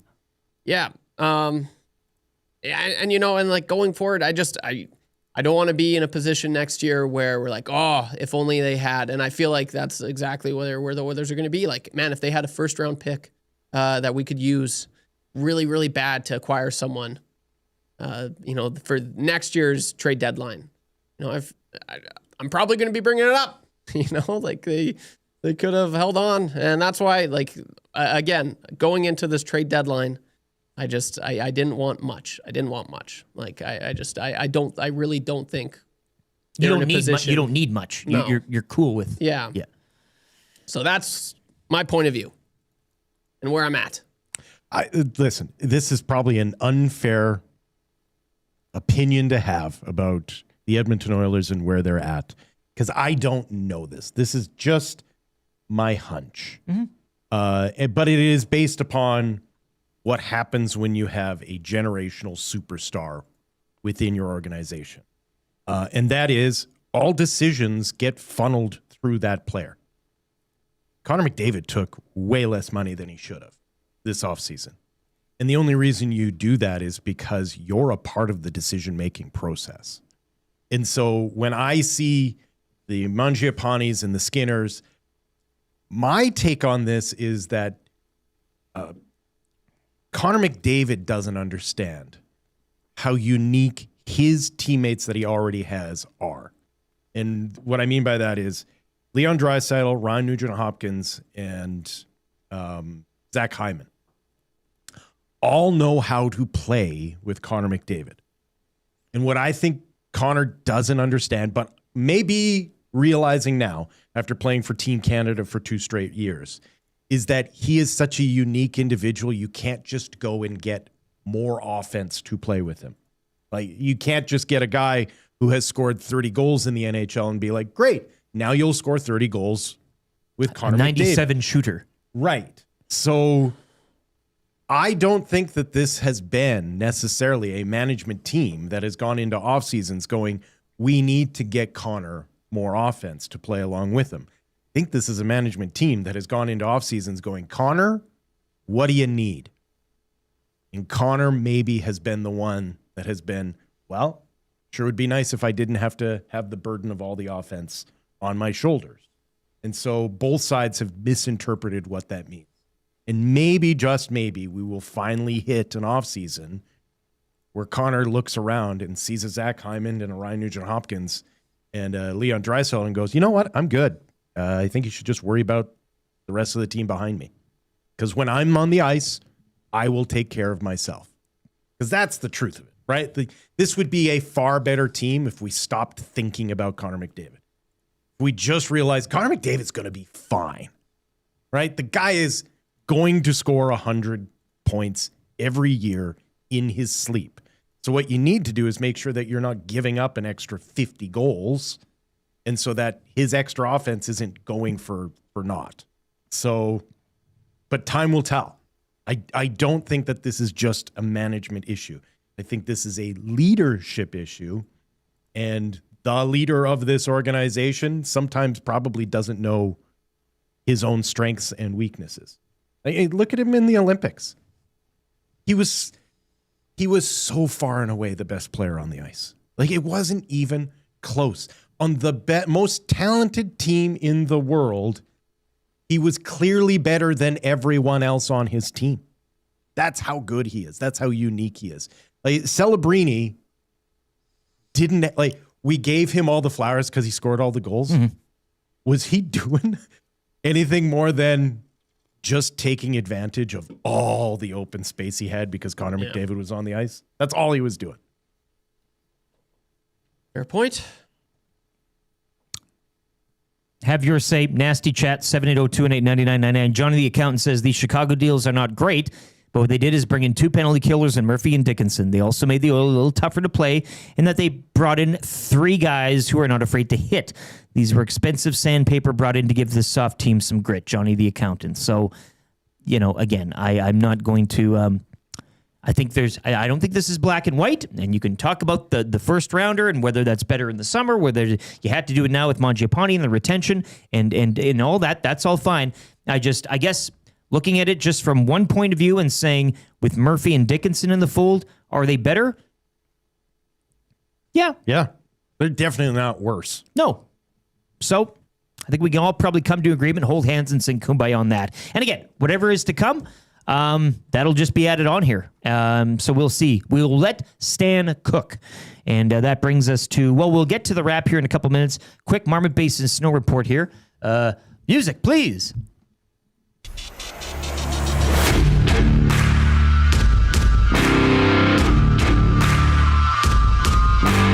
Nasty chat. Will is the only person in Canada trying to downplay Celebrini's Olympic performance, and I'm not surprised at all.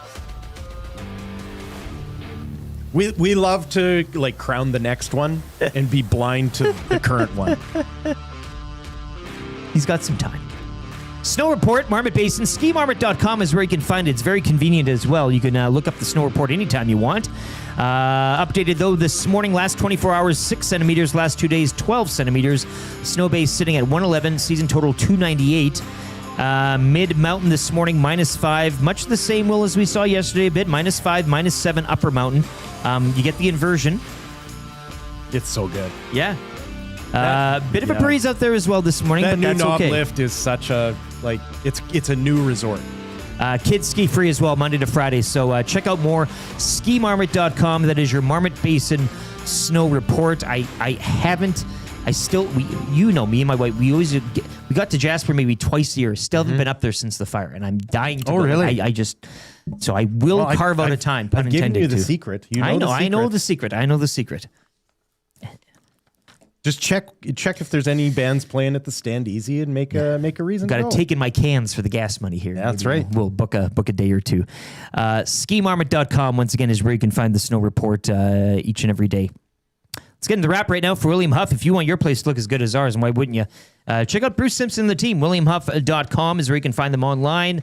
In business since 1952, so you know they were incredible at what they do. WilliamHuff.com.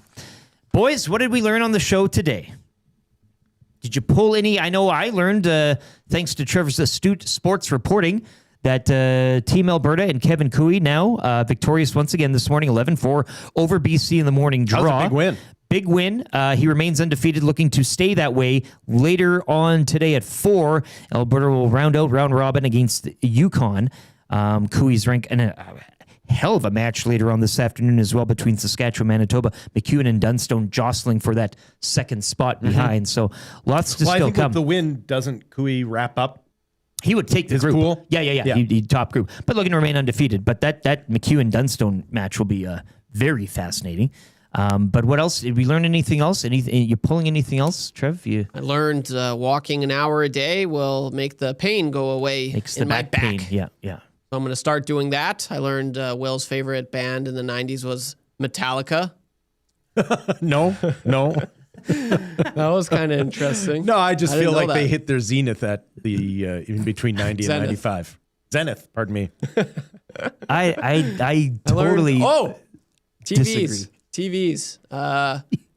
Black and white, vacuums, fuzzy. Yeah, it was wild, man. It was big old set. Everything was box. analog, man. Yeah, there was no such thing as digital back then. And the newspaper. A paper news? Yeah. Like that? We gathered our news on paper. On a paper. That's crazy. Yeah. So that's what I learned. That was I one of the learned- first adult things I did when I got married was get a newspaper subscription. Oh, okay.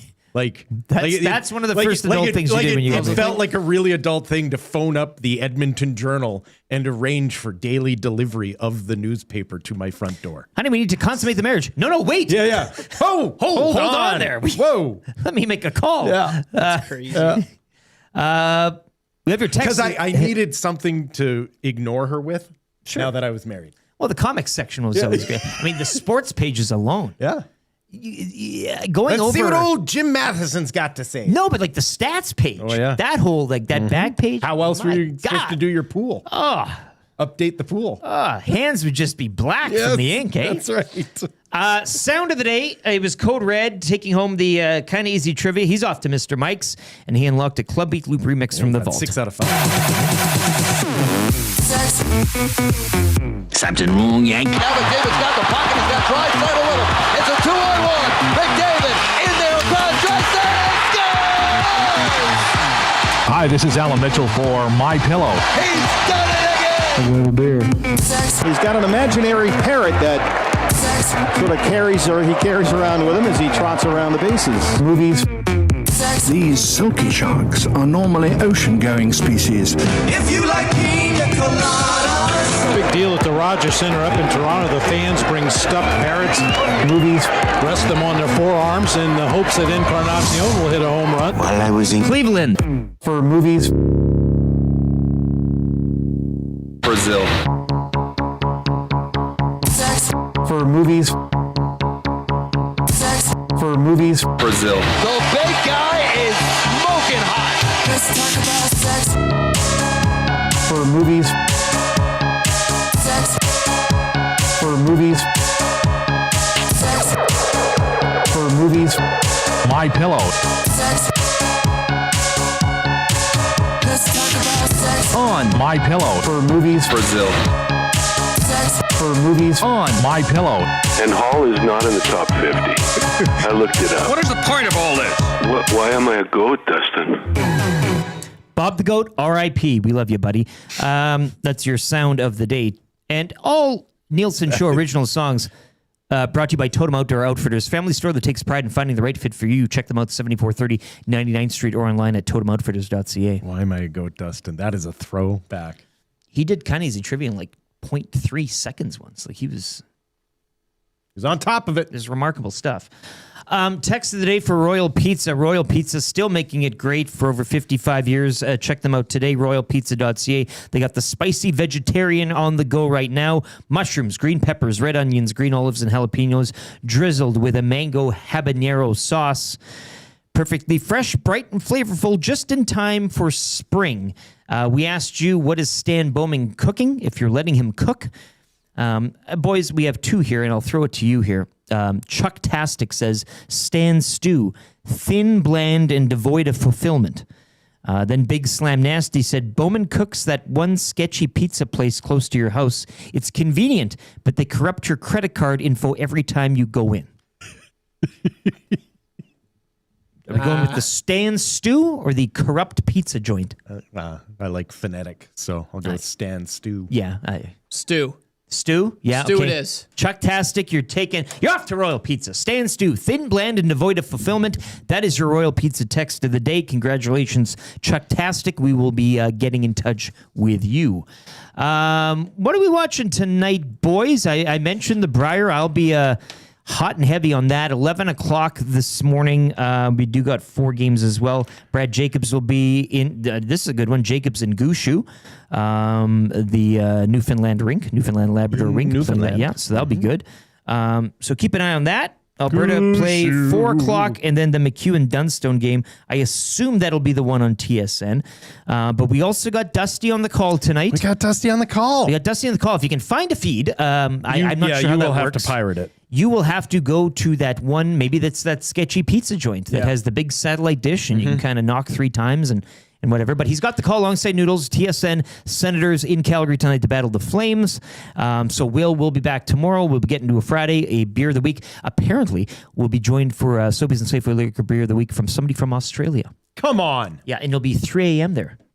Is it an Australian beer? I do believe that I don't believe it's Australian beer. I do believe the person is down there in Melbourne, perhaps for the Australian Grand Prix, as Formula One will.